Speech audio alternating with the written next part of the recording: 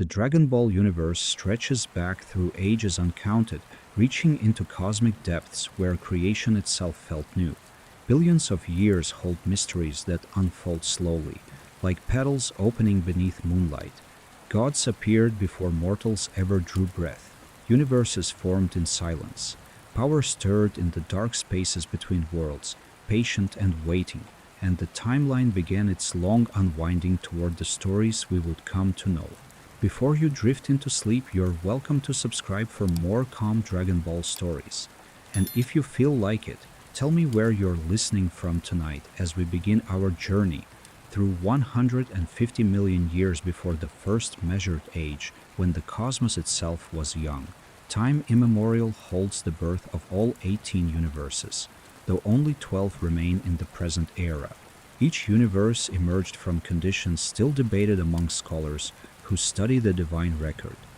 Some claim the Omni King created them all, while others suggest he merely oversees what already existed when his awareness first turned towards these realms.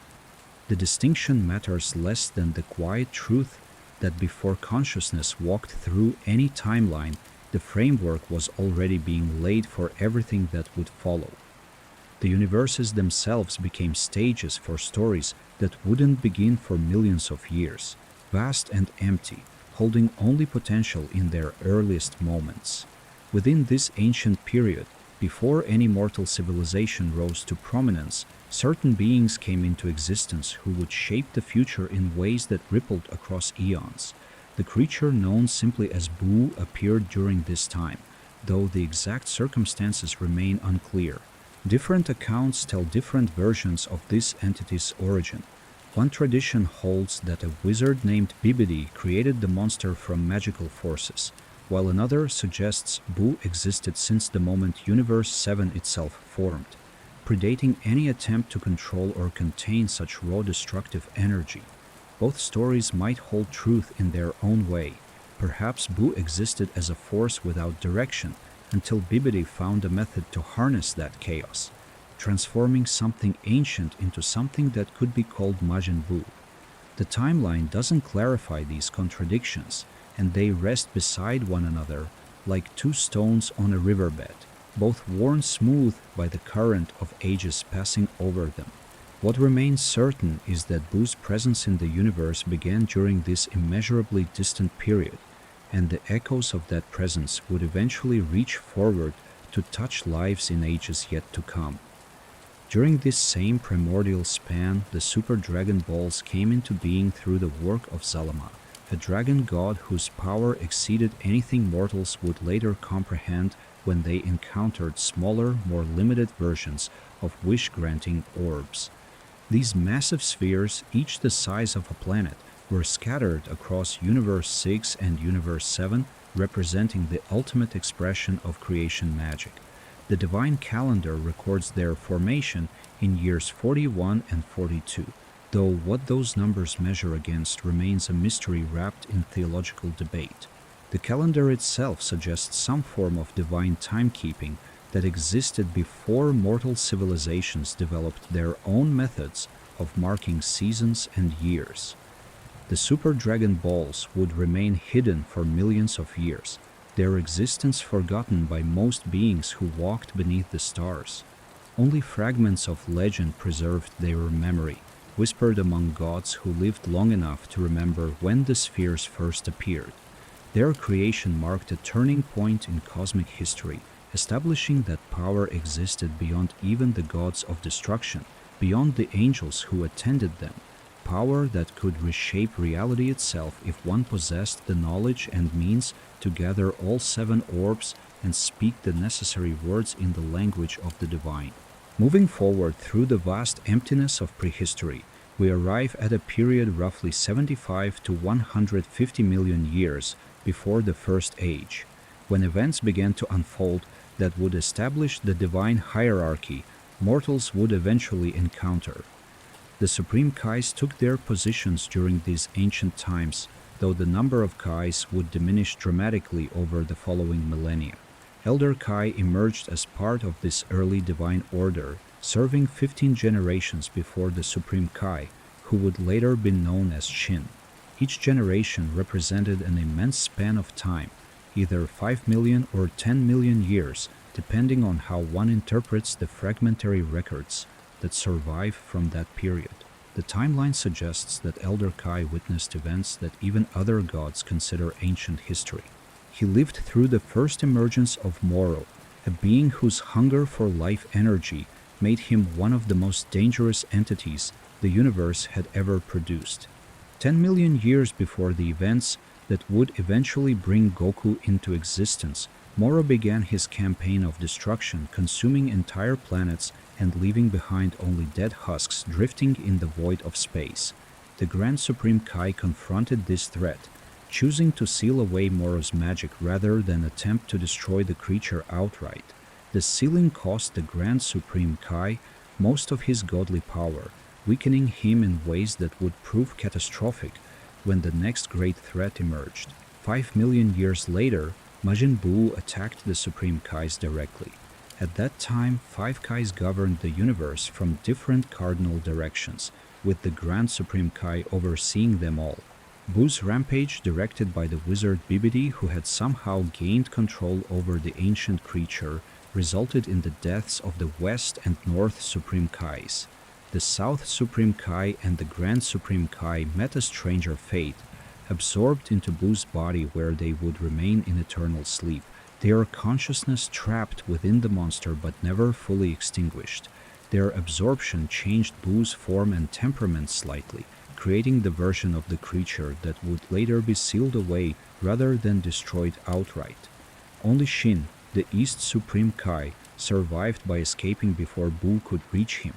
He watched from hiding as Buu destroyed hundreds of worlds under Bibidi's command, unable to intervene directly against a force that had already killed or absorbed 4 of his fellow Kais.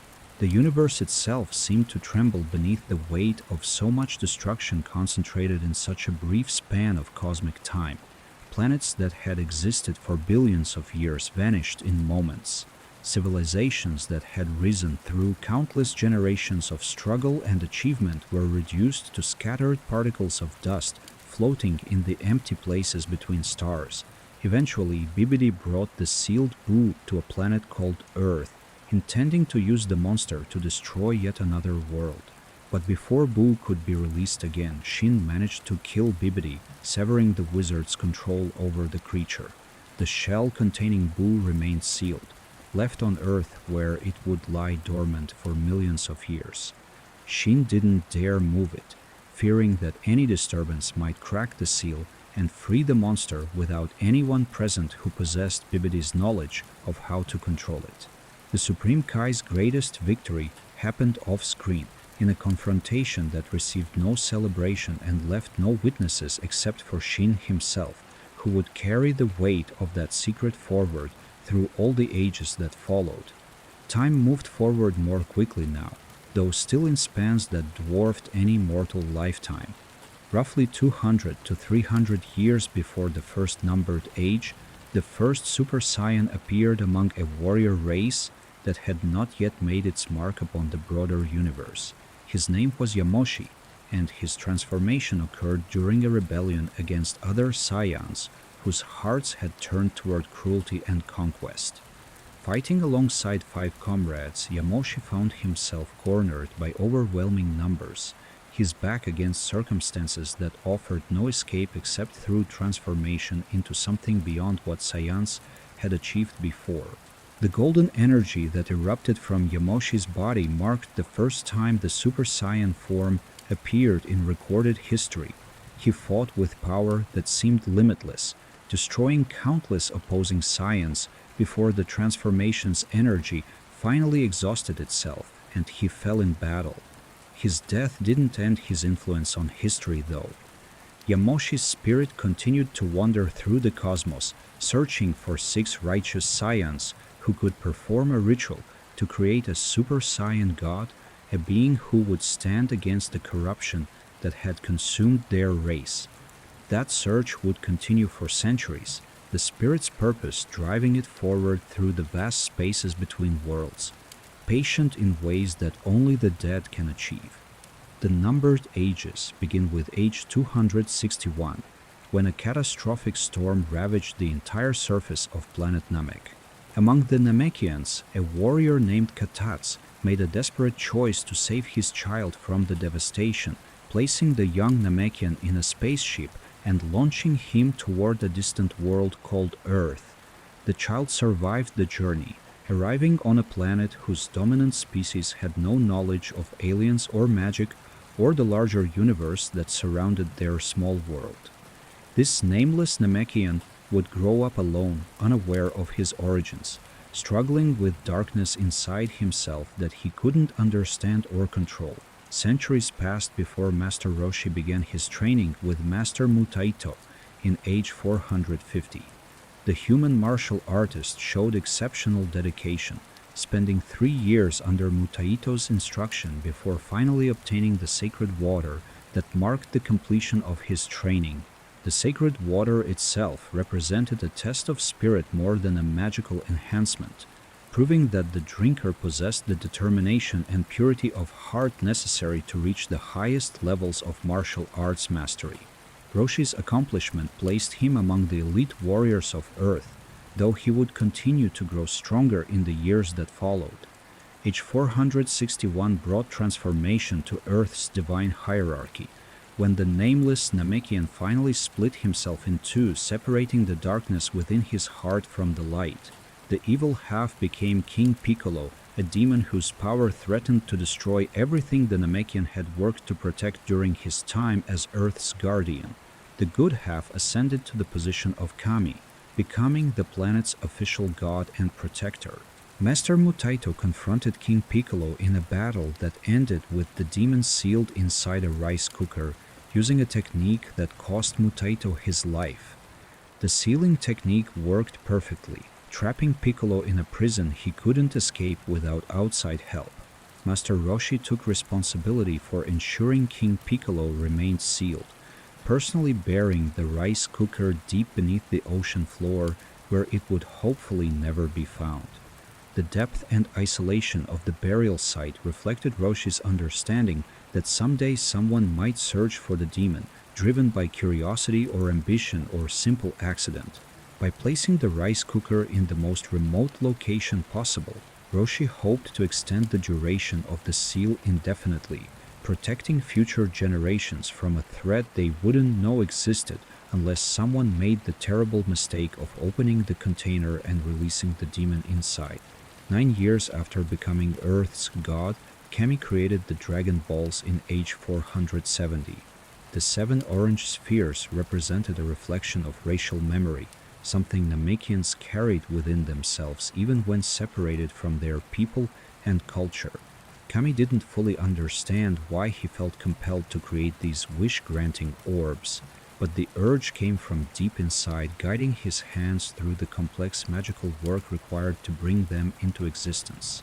The Dragon Balls would become Earth's most sought-after treasures, objects of legend that drew warriors and villains alike into quests that shaped the planet's destiny for centuries to come. Far from Earth, the Saiyan homeworld of planet Sadala faced its final days around age 550.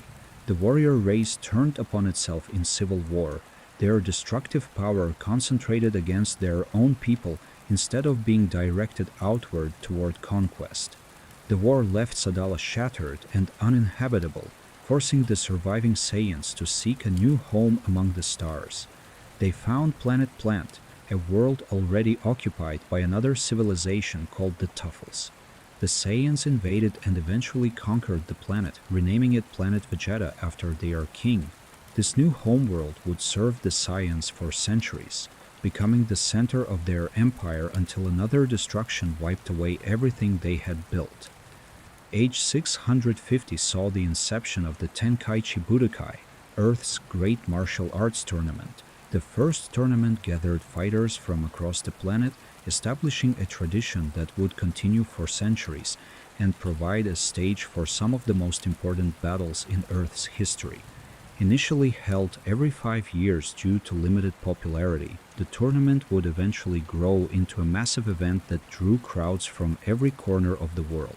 Champions of the Tenkaichi Budokai earned fame and recognition, that elevated them above all other warriors, though the tournament's true value lay in how it brought together fighters who might never have met otherwise, creating rivalries and friendships that shaped the future in unexpected ways.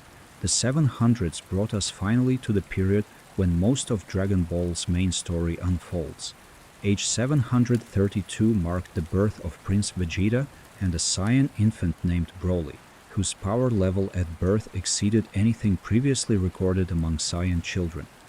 King Vegeta, threatened by the possibility that Broly might eventually surpass his own son, ordered the infant exiled to planet Vampa, a harsh world on the edge of known space. Broly's father Paragus followed in a stolen ship, bringing the soldier Beats with him, though Beats would later be killed when Paragus realized they were stranded on Vampa with limited resources and no hope of rescue in the foreseeable future. This same year witnessed the retirement of King Cold and the transfer of his empire to his son Frieza. The change in leadership occurred smoothly, with Frieza assuming control over the Saiyans and all other worlds that paid tribute to Cold's forces. Frieza's rule would prove far more ruthless than his father's, driven by paranoia and a deep-seated fear of the Super Saiyan legend that whispered through Saiyan culture like wind through dead grass. That fear would eventually lead Frieza to make a decision that altered the course of universal history, though the consequences wouldn't become clear for decades after the choice was made. 5 years passed before Goku was born in age 737, a Saiyan infant of low combat power who seemed destined for nothing more than conquering weak planets. His parents Bardock and Gin saw something different in their son though. As Frieza's paranoia about the Super Saiyan legend grew more intense, Bardock and Gin made the difficult choice to send their child away to Earth, hoping he might survive whatever catastrophe they sensed approaching. Goku spent 3 years in an incubator before being launched toward the distant blue planet, arriving just as Planet Vegeta faced its final hours. The destruction of Planet Vegeta occurred either in age 739 or 740, depending on how one interprets the fragmentary records that survive from that period. Frieza attacked without warning, obliterating the planet and nearly every Saiyan in the universe with a single massive energy blast. Only a handful of Saiyans survived because they happened to be on other worlds when Frieza struck. Prince Vegeta, Nappa, Raditz, and a few others scattered across the galaxy continued to serve Frieza, despite knowing or suspecting that he had murdered their entire race. They had no choice but to continue serving, lacking the power to challenge Frieza directly and having nowhere else to go in a universe that viewed Saiyans as dangerous barbarians who deserved extermination. Around this same time, Beerus, the god of destruction, received a prophecy from the oracle Fish about a mortal called the Super Saiyan god who would eventually provide Beerus with a worthy opponent. The prophecy came 39 years before Beerus would finally act upon it, meeting Goku and discovering whether the oracle Fish's prediction held truth or merely represented another disappointment in the god's long existence. Beerus returned to sleep after receiving the prophecy, unconcerned with the destruction of the Saiyans or any other events unfolding in the universe while he rested. Gods of destruction operated according to their own sense of time, measuring existence in spans that made mortal lifespans seem like single heartbeats in an eternal night. Between age 740 and 749, young Goku lived with his adoptive grandfather Gohan in the mountains far from any city or town. The old martial artist raised the Saiyan child with kindness and discipline, teaching him the basics of combat and how to survive in the wilderness. Their peaceful life ended when Goku transformed into a great ape during a full moon, his Saiyan nature asserting itself in the form of the Uzaru. The giant ape killed Gohan, leaving Goku alone with no memory of what he had done. The tragedy of Gohan's death lay in the likelihood that he had seen Goku transform at least once before and survived, meaning either he was caught off guard the second time or he chose not to defend himself against the child he loved. Age 749 brought Goku's first meeting with Bulma, the genius daughter of Capsule Corporation's founder. She had already collected 2 Dragon Balls on her own, finding the 2-star ball in her basement and the 5-star ball in a cave north of West City. When she detected the 4-star ball in the mountains and went to retrieve it, she met Goku and convinced him to join her quest to gather all 7 Dragon Balls. Their journey introduced Goku to a wider world than he had ever imagined, bringing him into contact with Master Roshi, Oolong, Yamcha, Puar, Chi-Chi, and the Ox King. Each encounter expanded Goku's understanding of people and the complexity of relationships beyond simple friendship or enmity. The journey culminated in a confrontation with Emperor Pilaf, a diminutive blue creature whose ambitions far exceeded his actual abilities. Pilaf captured Goku and his friends, coming within moments of using the Dragon Balls to wish for world domination. But Oolong managed to shout out his own wish first, asking Shenron for the most comfortable pair of underwear in the world. The wish was granted, the Dragon Balls scattered across the planet, and Pilaf's dreams of conquest evaporated like morning mist beneath the sun. Goku agreed to train under Master Roshi after the adventure ended, beginning a new phase of his education that would transform him from a strong wild child into a disciplined martial artist. The year 750 saw Goku and Krillin training together under Master Roshi's demanding instruction, their friendship developing through shared hardship and competition. The training culminated in the 21st Tenkaichi Budokai, where both students fought well but ultimately fell short of victory. Goku lost in the finals to Jackie Chun, unaware that Jackie Chun was actually Master Roshi in disguise, entering the tournament to ensure his students didn't become arrogant from easy victory. After the tournament, Goku embarked on a journey to destroy the Red Ribbon Army, a military organization that had been terrorizing innocent people while searching for the Dragon Balls. During his campaign against the Red Ribbon Army, Goku trained with Master Korin, climbing the tall tower where the ancient cat lived and drank the sacred water that enhanced his abilities. He also reunited briefly with his adoptive grandfather Gohan during a fortune teller's demonstration, receiving confirmation that Gohan held no resentment about his death and only wished for Goku to live well and grow strong. The reunion lasted only moments, but it provided Goku with closure regarding the tragedy that had shaped his early childhood. After defeating the Red Ribbon Army completely, Goku began 3 years of solo training, traveling the world and testing himself against nature and any worthy opponents he encountered. Age 753 brought the 22nd Tenkaichi Budokai, where Goku once again reached the finals but lost, this time to Tien Han, a 3-eyed warrior who had trained under Master Shen, the Crane Hermit. The tournament demonstrated Goku's growth, but also revealed that other fighters existed who matched or exceeded his abilities. Shortly after the tournament ended, King Piccolo emerged from his seal, freed by Emperor Pilaf, who had found the rice cooker at the bottom of the ocean. The demon immediately began a campaign of terror, killing martial artists across Earth and gathering the Dragon Balls to wish for youth that would extend his life indefinitely. Goku confronted King Piccolo in a battle that pushed both fighters to their absolute limits. The demon's defeat came through Goku's determination and the power he accessed by drinking the ultra-divine water, a substance so dangerous that it killed most who attempted to drink it. With his dying breath, King Piccolo spat out an egg containing his reincarnation, a new demon who would carry on his father's grudge against the world. Goku trained with Kami and Mr. Popo for the next 3 years, preparing to face Piccolo Jr. at the 23rd Tenkaichi Budokai and learning techniques that drew upon divine power rather than merely mortal strength. The 23rd Tenkaichi Budokai in age 756 became the stage for Goku's battle against Piccolo Jr., though few spectators understood the true significance of the fight they witnessed.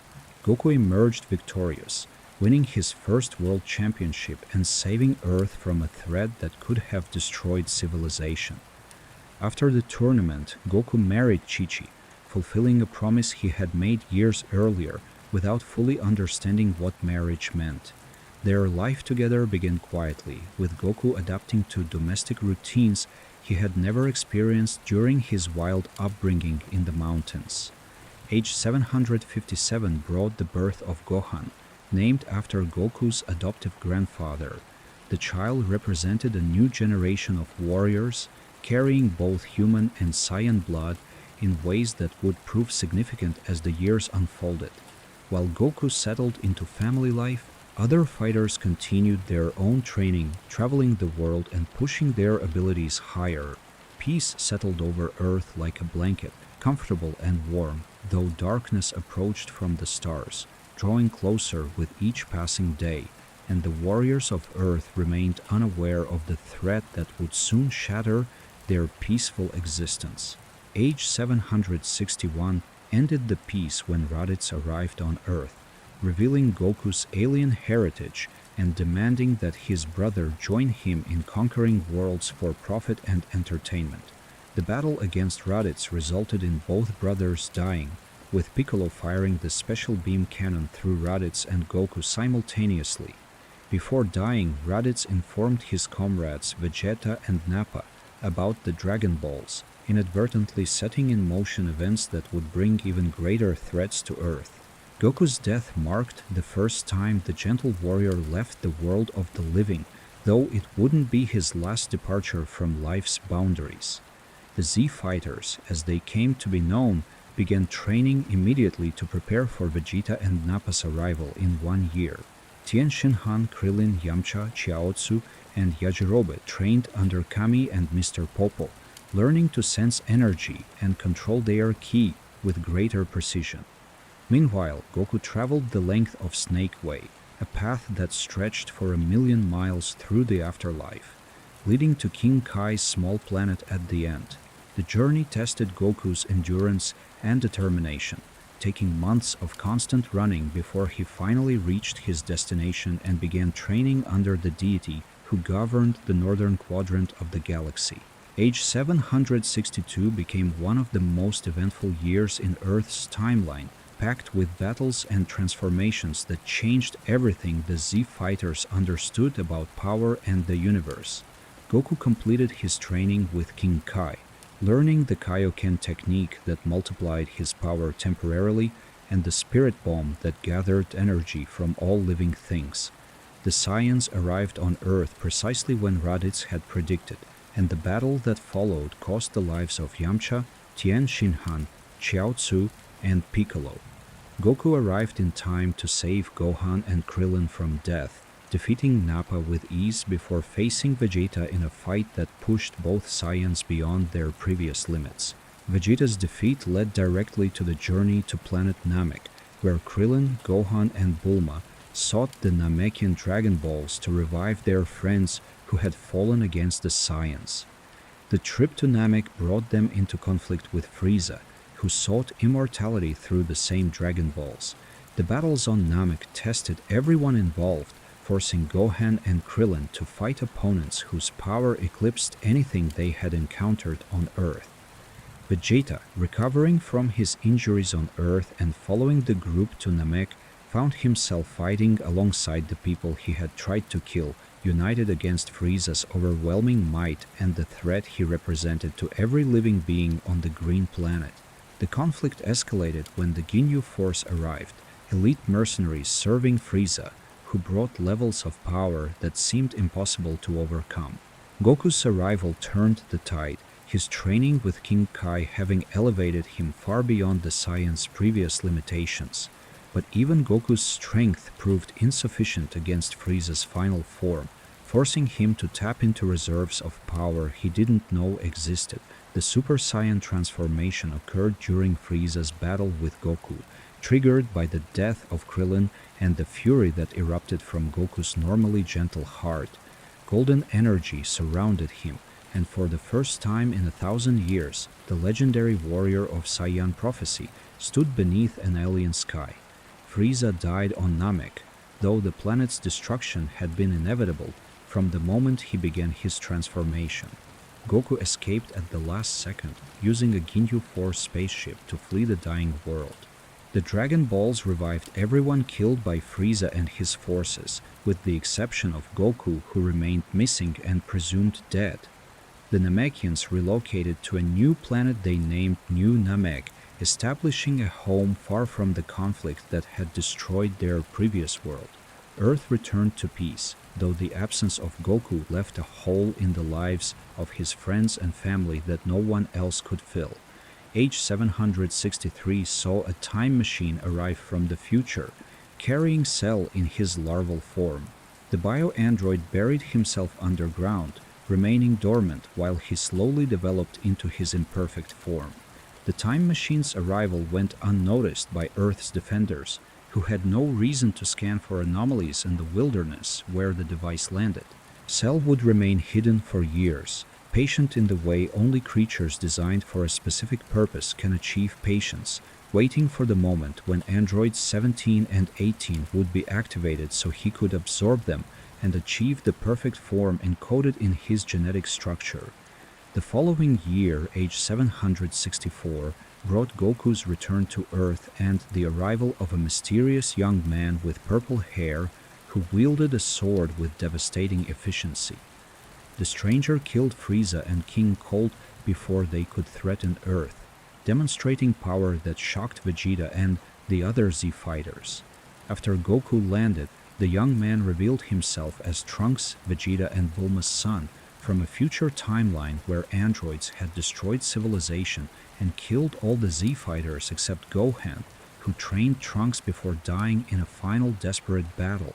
Trunks came back to warn them about the androids and provide medicine that would save Goku from a heart virus that killed him in the future timeline. 3 years of training followed, with each warrior pushing themselves to surpass their previous limitations and prepare for the android threat. Vegeta trained in isolation within a gravity chamber, driving himself to exhaustion repeatedly in his determination to surpass Goku and achieve the Super Saiyan transformation that had eluded him on Namek. Goku trained with Gohan and Piccolo, developing the Super Saiyan form until he could maintain it naturally, without the strain that initially accompanied the transformation. Tien Shinhan, Krillin, and Yamcha pursued their own training, knowing they were outclassed by Saiyan power but unwilling to stand aside while Earth faced destruction. Age 767 became another milestone year when the androids finally appeared, though not quite as Trunks remembered from his timeline. Androids 19 and 20 emerged first, different from the androids 17 and 18 that Trunks knew. Dr. Gero, the creator of the androids, had survived in this timeline by transforming himself into Android 20, preserving his consciousness within a mechanical body. After his death at the hands of his own creations, androids 17 and 18 were activated, followed by android 16, a gentle giant who loved nature and birds despite being designed as a weapon. Cell emerged from the ground in his imperfect form, beginning his hunt for the androids he needed to absorb. His arrival introduced a new type of threat, a being created from the cells of the greatest fighters Earth had ever produced, combined with Saiyan and Namekian DNA to create something that shouldn't exist. Cell's intelligence matched his power, allowing him to manipulate situations to his advantage while he pursued the androids through cities and wilderness. The Z fighters found themselves fighting a war on multiple fronts, trying to protect the androids from Cell while also preventing the androids from causing destruction themselves. The Cell games represented the culmination of these conflicts, with Cell achieving his perfect form and challenging Earth's defenders to a tournament that would determine the planet's fate. Goku fought first, demonstrating abilities that surpassed his previous showing against Frieza, but ultimately surrendering and designating Gohan as Earth's champion. The choice confused everyone except Goku, who had sensed the vast potential sleeping within his son. Cell's torture of Gohan awakened that potential in the form of Super Saiyan 2, a transformation that made the young half Saiyan the strongest fighter on Earth. Cell died in a massive energy clash, and Goku chose to remain dead, believing his presence attracted danger to Earth. Following the Cell Games, Goten was born to Chi-Chi, carrying his father's gentle nature and inheriting the ability to transform into a Super Saiyan at an absurdly young age. 7 years passed in relative peace, with the Z fighters pursuing their own lives and Earth enjoying an era free from existential threats. Gohan attended high school, Vegeta settled into family life with Bulma and Trunks, and Krillin married Android 18, their daughter Maron born in age 771. The world continued turning, unaware that ancient evils still existed, waiting in sealed prisons or sleeping in the darkness between stars. Age 774 shattered the peace when events at the 25th Tenkaichi Budokai released Majin Buu from the seal that had held him since before recorded history began. The wizard Babidi, son of Bibidi, had searched for years to find his father's greatest creation and finally succeeded in resurrecting the monster. Buu's release proved catastrophic, with the creature's childlike nature making him unpredictable and extremely dangerous. Vegeta's corruption by Babidi and his subsequent sacrifice against Buu demonstrated how desperate the situation had become, though the sacrifice failed to destroy the monster as Vegeta had hoped. Goku's return to life through Old Kai's sacrifice provided temporary hope, but Buu's transformations into increasingly dangerous forms pushed the Z fighters to their breaking point. Earth's destruction and the deaths of nearly everyone on the planet marked the lowest point of the battle, with only Goku, Vegeta, Dende, and Mr. Satan surviving. The final battle occurred on the Supreme Kai's world, with Goku using a spirit bomb powered by the energy of everyone on Earth, newly revived through the Namekian Dragon Balls. Buu's defeat ended the immediate threat, though the monster's reincarnation as a human child named Oob ensured that the power wouldn't disappear from the world entirely. 2 years after Buu's defeat brought the events of the Yo Son Goku special in age 776, introducing Vegeta's younger brother Tarbal, who had been sent away from Planet Vegeta before its destruction. The special also showed Goku working as a radish farmer, attempting to contribute to his family's finances through mundane labor rather than fighting. The peaceful interlude lasted another 2 years before Beerus woke from his long sleep in age 778, setting in motion the events of Battle of Gods and the creation of the first Super Saiyan God through a ritual that required 6 Saiyans with pure hearts. Age 779 became an extraordinarily busy period when Frieza was revived by his subordinates and returned to Earth seeking revenge. Goku and Vegeta had begun training under Whis by this point, learning to access the Super Saiyan God form at will and combine it with Super Saiyan to create the blue-haired transformation they called Super Saiyan Blue.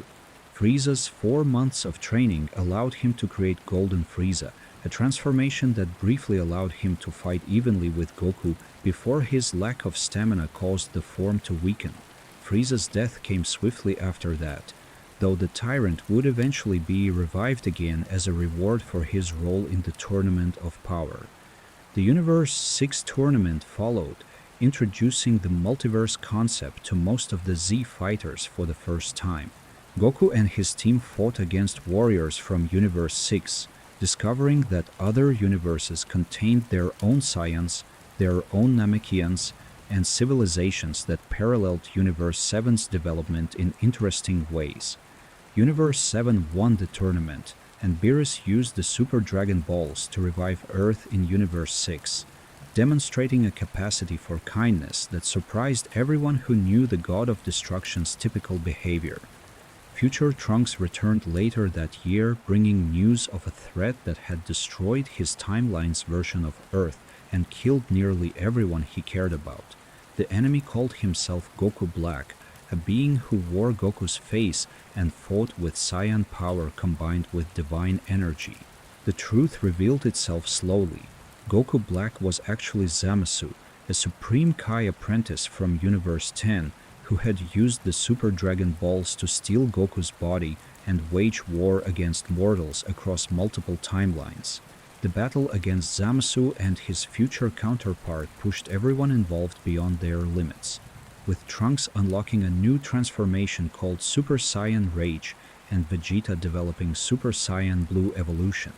The conflict ended with future Trunks' timeline being completely erased by Zeno, the Omni King finding it easier to destroy the corrupted timeline than attempt to repair the damage Zamasu had caused. Trunks and Mai were offered refuge in an alternate version of their timeline that existed before Goku Black's appearance, allowing them to live in a world very similar to the one they lost.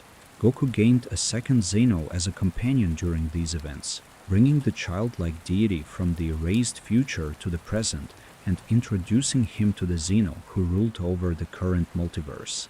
Age 780 saw the Tournament of Power, a battle royal between universes with the losers facing erasure by Zeno.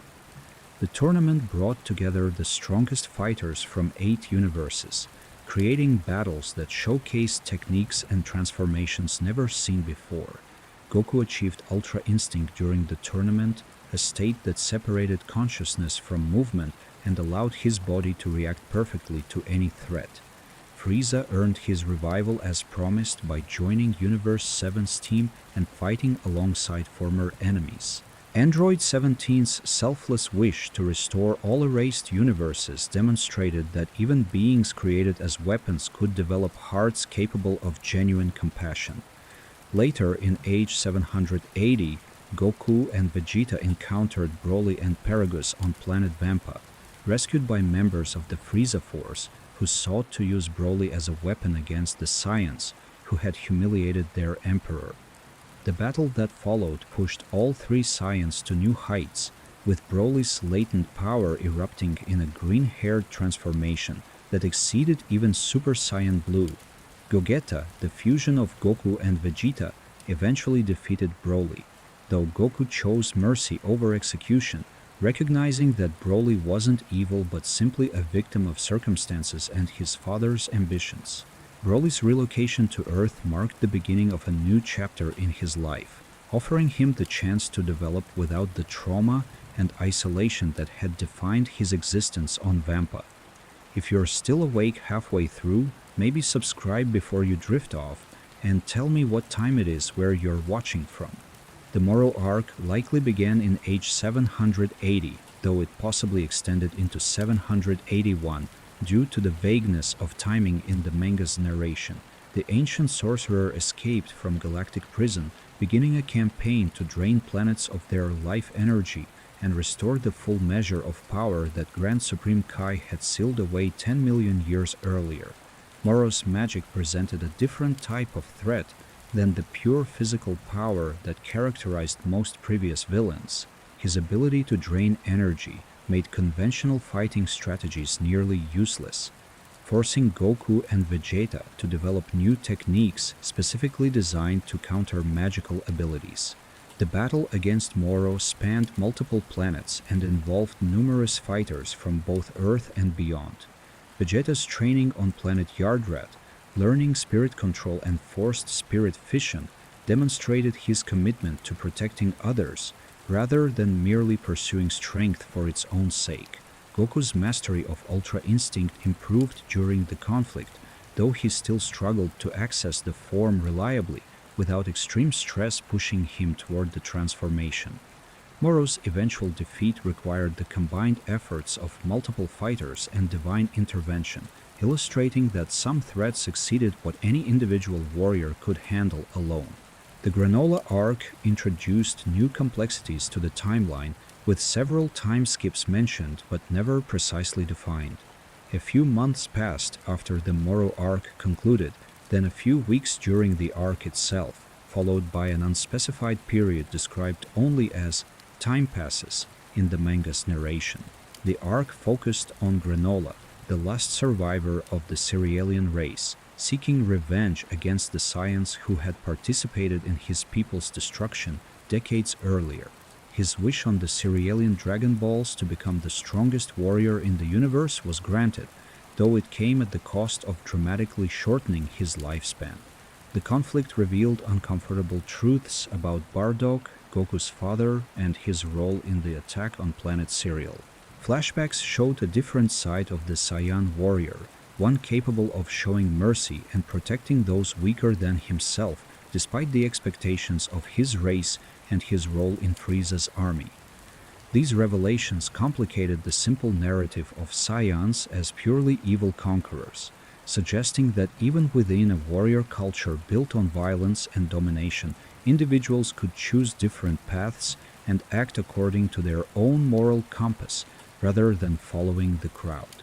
Gas, the enforcer for the Heaters organization, made his own wish to become the strongest in the universe, creating a three-way conflict between himself, Granola, and the Saiyans.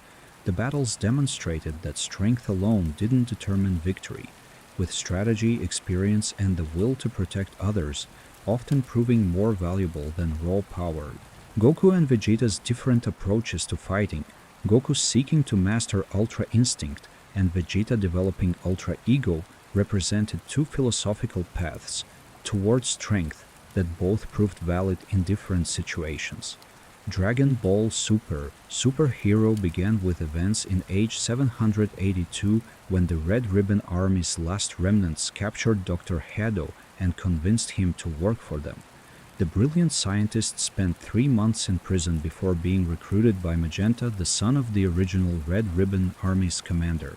6 months of development followed as Dr. Hado created the Gammas, androids designed to fight for justice, and Cell Max, an incomplete bioweapon that Hado hoped would never be activated. The main events of the film, including the battle against Cell Max, likely occurred in age 783, based on Pan's age and the time that had passed since anyone on Earth had seen Goku or Vegeta. The Gammas represented a different approach to android creation than Dr. Gero had pursued. Where Gero designed weapons meant to kill specific targets, Hado created heroes who genuinely believed they were protecting Earth from villains. Their eventual realization that they had been deceived and their choice to fight alongside Gohan and Piccolo against Cell Max demonstrated that beings created for one purpose could still choose their own path when presented with the truth. Gamma 2's sacrifice to weaken Cell Max echoed Android 16's final moments, showing that artificial beings could understand concepts like honor and selflessness as deeply as any organic creature. Gohan's transformation into beast form during the battle represented the culmination of his unique potential, combining his Saiyan heritage with his human compassion and his scholarly mind's analytical approach to combat.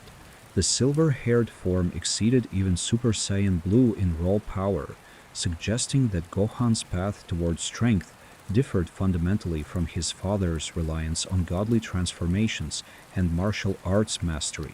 Piccolo's orange form, achieved through Shenron's unlock of his potential, placed the Namekian back among Earth's strongest defenders after years of falling behind the Saiyans' ever-increasing power levels.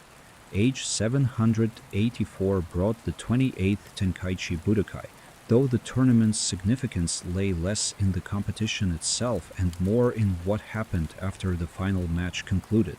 Goku encountered Oob, Majin Buu's reincarnation, among the competitors and immediately recognized the young man's potential.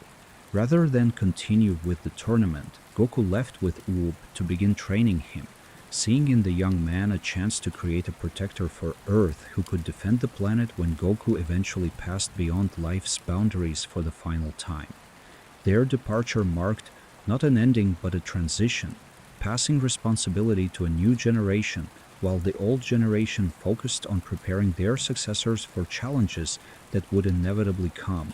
The future timeline continued its own story independent of the main timeline's events, creating branching narratives that occasionally intersected when future Trunks used his time machine to travel between eras. Age 785 in the future timeline saw Trunks returning from his first trip to the past with blueprints for the androids that Dr. Gero had created. The blueprints allowed Bulma to develop a method for deactivating the androids. though whether this method would work remained uncertain until Trunks confronted 17 and 18 directly and destroyed them both with techniques learned during his brief training in the past. The alternate timeline where Cell originated followed a slightly different path, with Trunks proving weaker than in the main timeline when he returned from the past. Cell killed Trunks and stole his time machine, traveling to age 788 in yet another timeline where he could absorb the androids and achieve his perfect form. The creation of multiple timelines through time travel demonstrated the complexity and danger of tampering with history, each journey through time creating new branches where events unfolded differently based on small changes in initial conditions. In the future timeline, age 795 brought Supreme Kai to future Trunks, recruiting him to fight against Babidi and prevent Majin Buu's resurrection. They succeeded in stopping Buu, killing both Babidi and Dabura before the seal could be broken, but success came at a terrible cost when Supreme Kai died during the battle, which automatically killed Beerus due to the life link between Supreme Kai and God of Destruction. With both Supreme Kai and Beerus dead, Whis deactivated, losing the Angel's guidance and protection. The future timeline found itself more vulnerable than ever before, lacking the divine hierarchy that helped maintain balance and respond to cosmic-level threats. The anime version of events included additional destruction when Goku Black traveled to other timelines, systematically killing Supreme Kais across the multiverse to eliminate the gods of destruction and their attendant angels. This campaign left most universes without divine oversight, creating power vacuums that Zamasu intended to fill with his vision of a mortal-free cosmos. The scope of destruction exceeded anything previously attempted by a single individual, demonstrating the dangers of allowing gods to act without oversight or restrictions on their ability to make unilateral decisions affecting trillions of lives. Age 796 saw the conclusion of the future timeline when Zeno erased it entirely. Unable or unwilling to repair the damage that Zamasu's corruption had inflicted upon reality itself. The erasure represented not just the destruction of a planet or even a universe, but the complete removal of an entire timeline from existence. Everyone and everything that had ever existed in that timeline vanished. Their stories ended mid-sentence, their potential futures eliminated. Only Trunks and Mai survived because they happened to be in the main timeline when Zeno acted, though survival came with the knowledge that their entire world and everyone they had known was gone. The main timeline continued beyond the future timeline's end, though various branch timelines existed where minor differences created alternate versions of familiar events. One branch timeline existed where Beerus didn't erase Zamasu, allowing events to potentially unfold similarly to the future timeline's Goku Black incident. Another branch existed from before Goku Black's appearance in the future timeline, created when Whis used his temporal do-over ability and providing the refuge where future Trunks and future Mai ultimately settled. These branches represented possibilities, roads not taken in the main timeline, but still existing somewhere in the broader multiverse. Time travel's role in Dragon Ball's story created paradoxes and questions that couldn't be easily resolved. If Trunks prevented the androids in the main timeline, why did Cell still appear from a timeline where the androids were active? If changing the past created new timelines rather than altering the original, what was the point of traveling back to warn people about threats? The answers suggested that time travel provided opportunities to save other timelines, even if one's own timeline remained unchanged, a form of altruism that transcended personal benefit and focused on helping parallel versions of the people one cared about.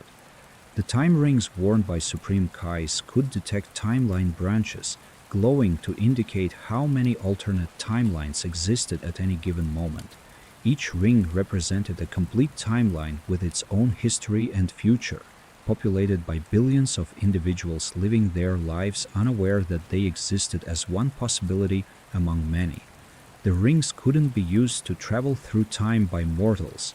reserved exclusively for Supreme Kais, who needed to monitor temporal anomalies and ensure that changes to history didn't create catastrophic paradoxes that could destabilize reality itself.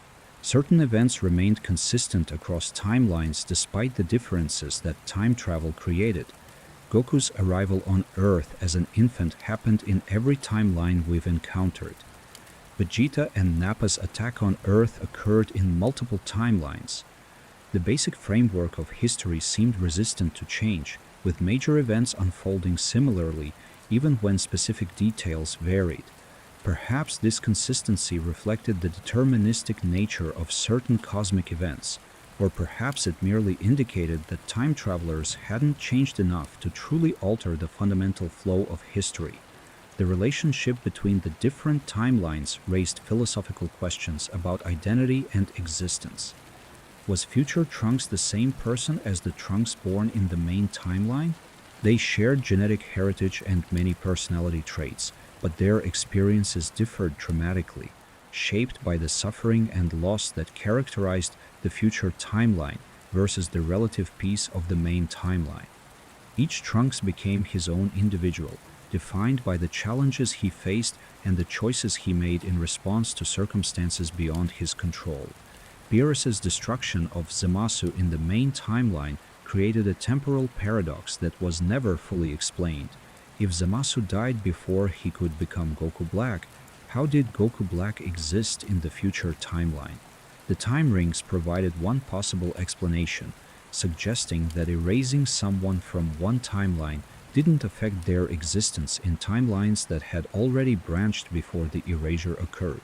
This solution preserved causality within individual timelines, while allowing for apparently contradictory events to coexist across the broader multiverse. The Super Dragon Ball's power to affect multiple timelines simultaneously suggested they operated according to different rules than normal Dragon Balls. Beerus's wish to revive Universe 6's Earth worked across universal boundaries, demonstrating that the Super Dragon Balls weren't limited to a single universe or timeline. If someone wished to erase all timelines or merge them back into one, could the Super Dragon Balls grant that wish? The question remained theoretical, as no one had attempted such a massive alteration of reality's fundamental structure. Whis' ability to reverse time by 3 minutes provided a limited form of temporal manipulation that didn't create new timelines but instead rewound the current timeline to allow for different choices. This ability suggested that small-scale time manipulation could alter events without fracturing reality into multiple branches. The difference between Whis' rewind and Trunks' time travel likely related to scale and methodology, with the Angel's divine power allowing for surgical changes while the Time Machine's mortal technology created cruder alterations that split timelines rather than modifying them.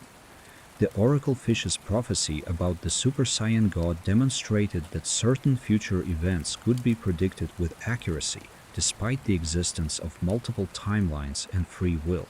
Either the prophecy accounted for all possible timelines and identified an event that would occur in each of them, or it focused on one specific timeline and predicted that timeline's future without regard for branches that might split off later.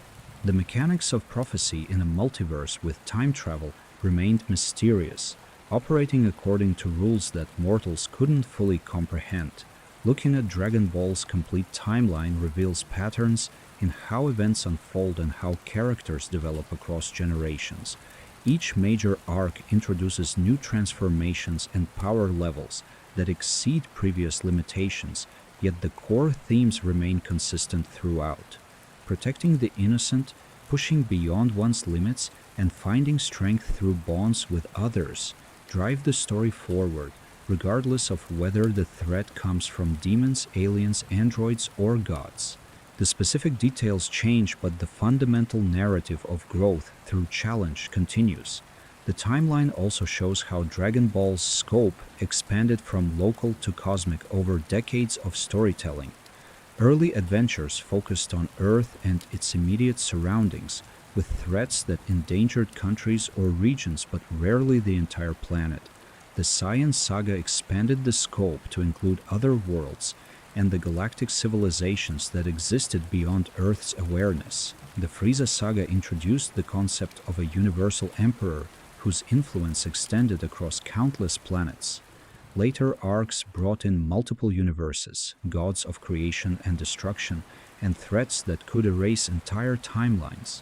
Despite this expansion, Earth remained the story's emotional center, the place where Goku grew up and the home he fought to protect.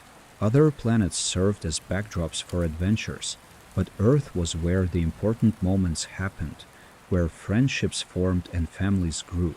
The Dragon Balls tied the characters to Earth even when they traveled across the universe, always providing a reason to return home after each adventure concluded. This grounding kept the story accessible even as power levels reached absurd heights and stakes escalated to multiversal scales. The generational progression from Goku to Gohan to Goten and Trunks showed how the story could continue beyond its original protagonist while maintaining thematic consistency. Each generation inherited techniques and values from their predecessors while developing their own approaches to fighting and protecting others. Gohan's reluctance to fight contrasted with Goku's love of battle, while Goten and Trunks' casual attitude toward power reflected the peace they grew up in rather than the constant struggles their fathers experienced. These differences kept the story fresh while honoring what came before. Female characters played increasingly important roles as the timeline progressed, though they remained secondary to the male-dominated fighting that characterized most major battles. Bulma's intelligence and resourcefulness made much of the story possible, providing technology and solutions that pure fighting ability couldn't achieve. Android 18 proved that female fighters could match male warriors in combat prowess. Vidal's training under Gohan showed that ordinary humans could still grow stronger through dedication and proper instruction. The series slowly expanded opportunities for female characters even within its fundamentally battle-focused framework. The treatment of death evolved throughout Dragon Ball's timeline, becoming less permanent as the Dragon Ball's resurrection capabilities became better understood and more readily available. Early deaths carried weight and consequence, with characters staying dead for extended periods or requiring difficult quests to gather the Dragon Balls. Later resurrections happened more casually, with characters dying and returning to life within the same arc. This change reduced death's impact as a dramatic tool but allowed for more daring storytelling that put characters in genuine danger without permanently removing them from the narrative. Transformations served as visual markers of progress throughout the timeline, with each new form representing a breakthrough in power and understanding. The Super Saiyan form's introduction fundamentally changed what was possible, establishing that science could push far beyond the limitations that seemed absolute during the Saiyan saga. Later transformations built upon this foundation, each one pushing the ceiling higher and introducing new visual designs that kept battles feeling fresh and exciting. The proliferation of transformations in later arcs sometimes created confusion about which forms were strongest, but they maintained the series' tradition of visual spectacle. Training methods evolved alongside transformations, becoming more sophisticated as characters understood more about ki control and the mechanisms underlying their power. Early training focused on physical conditioning and basic technique development. Later training incorporated concepts like sensing energy, controlling transformations, and separating consciousness from movement. The hyperbolic time chamber provided a way to compress years of training into days, though characters still had to put in the actual work to achieve results. Training montages became a staple of the series, showing the dedication required to reach each new level. The role of fusion expanded from a desperate last resort to a reliable technique that characters could access when facing overwhelming threats. The fusion dance and Potara earrings provided two methods for combining fighters, each with its own requirements and time limits. Fused warriors like Gogeta and Vegito demonstrated power that exceeded what either component fighter could achieve individually, though the temporary nature of fusion prevented it from becoming a permanent solution to every problem. The technique represented teamwork taken to its logical extreme, requiring perfect synchronization and mutual trust. Dragon Ball's timeline demonstrates how a story can maintain its core identity while expanding into new territory and exploring different types of conflicts. From martial arts tournaments to intergalactic warfare to multiversal tournaments, the series adapted to new scales while preserving the heart of what made it compelling. The friendships formed, the determination to protect the innocent, and the joy of pushing past one's limits remained constant, even as everything else transformed around them. This consistency allowed Dragon Ball to grow with its audience while remaining recognizable to fans who had followed it from the beginning. The various timelines and branches that emerged through time travel added complexity to the narrative without overwhelming it. Each timeline could be understood on its own terms, with the connections between them providing additional context rather than creating confusion. The future timeline's darkness contrasted with the main timeline's generally positive trajectory, showing how different circumstances could shape familiar characters in dramatically different ways. Multiple timelines allowed the story to explore what-if scenarios without invalidating the main narrative's events. Looking at the complete timeline reveals patterns in how arcs were structured across Dragon Ball's long history. Most major arcs followed a similar progression: introduction of a new threat, initial defeats that establish the villain's power, training to overcome the gap, and final battles that push everyone to new heights. This formula provided a reliable framework that audiences understood and appreciated, allowing for variations within a comfortable structure. The best arcs found ways to surprise readers while following this expected pattern, subverting expectations at key moments without abandoning the formula entirely. The timeline also shows how secondary characters struggled to remain relevant as power levels escalated beyond what humans could reasonably achieve. Krillin, Yamcha, Tien, and Chiaotzu all reached points where they couldn't meaningfully contribute to battles against universe-level threats, forcing them into support roles or comic relief. Some characters like Piccolo found ways to stay relevant through plot devices like merging or divine power-ups, while others accepted their limitations and found purpose in protecting ordinary people or raising the next generation of fighters. Villains evolved from seeking world domination to pursuing universal or multiversal destruction, with each antagonist raising the stakes higher than the previous threat. Piccolo Daimao wanted to rule Earth. Frieza controlled a galactic empire but only personally involved himself when his territory was threatened. Cell sought perfection for its own sake. Majin Buu was a force of nature without clear goals beyond destruction. Beerus could destroy planets on a whim. Zamasu wanted to eliminate all mortals across every timeline. Each villain represented a different kind of threat, requiring different strategies to overcome. The relationship between Goku and Vegeta formed one of Dragon Ball's most enduring threads, evolving from pure antagonism to rivalry to respect to friendship over decades of story. Vegeta's journey from villain to anti-hero to hero paralleled Goku's growth from naive child to savior of multiple universes. Their contrasting approaches to fighting and life in general created dramatic tension while allowing each character to grow in ways they couldn't achieve alone. The competitive dynamic pushed both Saiyans to heights neither could reach without the other's constant challenge to do better. Magic and technology both played significant roles in Dragon Ball's timeline, though physical power ultimately determined most conflicts' outcomes. The Dragon Balls represented magic at its most potent, able to grant wishes that technology couldn't replicate. The androids demonstrated technology's potential to create beings that matched or exceeded godly power. Both systems had limitations and costs, preventing them from becoming solutions to every problem. The balance between magic, technology, and martial arts kept the universe feeling diverse and prevented any single approach from dominating completely.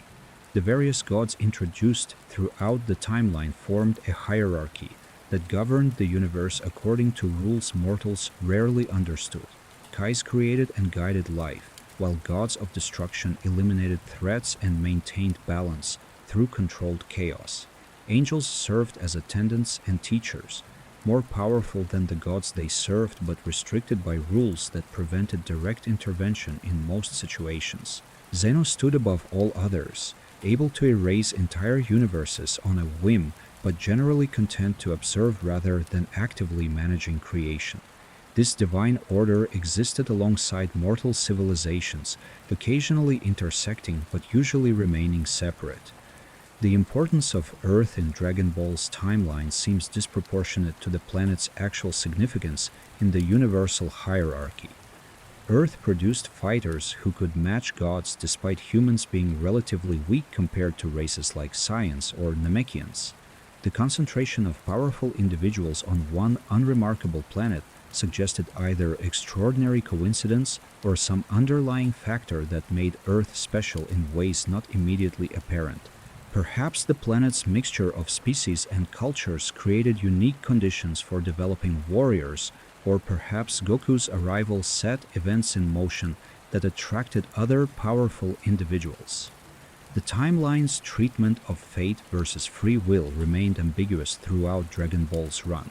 Prophecies like the Oracle Fish's prediction came true, suggesting some events were predetermined. Yet characters consistently overcame seemingly impossible odds through effort and determination, implying that free will could alter destiny. Time travel both supported and contradicted the idea of fixed fate, creating new timelines while leaving the original timeline unchanged. The series never resolved this tension, allowing both interpretations to coexist without definitively favoring either position. Tournament arcs provided structure and stakes throughout Dragon Ball's timeline, from the early Tenkaichi Budokai to the Tournament of Power that decided universes' fates. Tournaments created situations where characters fought at full power without the moral complications of life or death battles, allowing for pure competition that showcased technique and strategy. The tournament format also facilitated character introductions and development, bringing together fighters who might never interact otherwise. Even as Dragon Ball expanded to cosmic scales, tournaments remained effective storytelling devices that audiences responded to positively. The evolution of Earth's martial arts community showed how Goku's presence influenced the world around him. Master Roshi and his generation represented a dying breed before Goku appeared, with few young fighters pursuing serious martial arts training. Goku's adventures inspired a renaissance in martial arts, drawing talented individuals like Tien and Chiaotzu away from darker paths and showing them that strength could serve nobler purposes than conquest or revenge. By the end of the timeline, Earth hosted numerous powerful fighters who could protect the planet even in Goku's absence, a legacy of his influence over decades. Goku's decision to stay dead after the Cell Games represented a rare moment of strategic thinking from the usually straightforward Saiyan. His reasoning that his presence attracted danger to Earth had merit based on events up to that point, though subsequent events proved that threats appeared regardless of whether Goku was alive or dead. The decision also showed Goku's faith in the next generation's ability to protect Earth without him, though circumstances eventually brought him back to life when threats exceeded what Gohan and the others could handle alone. The temporary death allowed other characters to develop without Goku overshadowing their achievements. The hyperbolic time chamber became one of Dragon Ball's most important training locations despite its limited size and austere conditions. The room's temporal properties allowed fighters to condense years of training into days, providing a way to achieve rapid power increases when time was limited.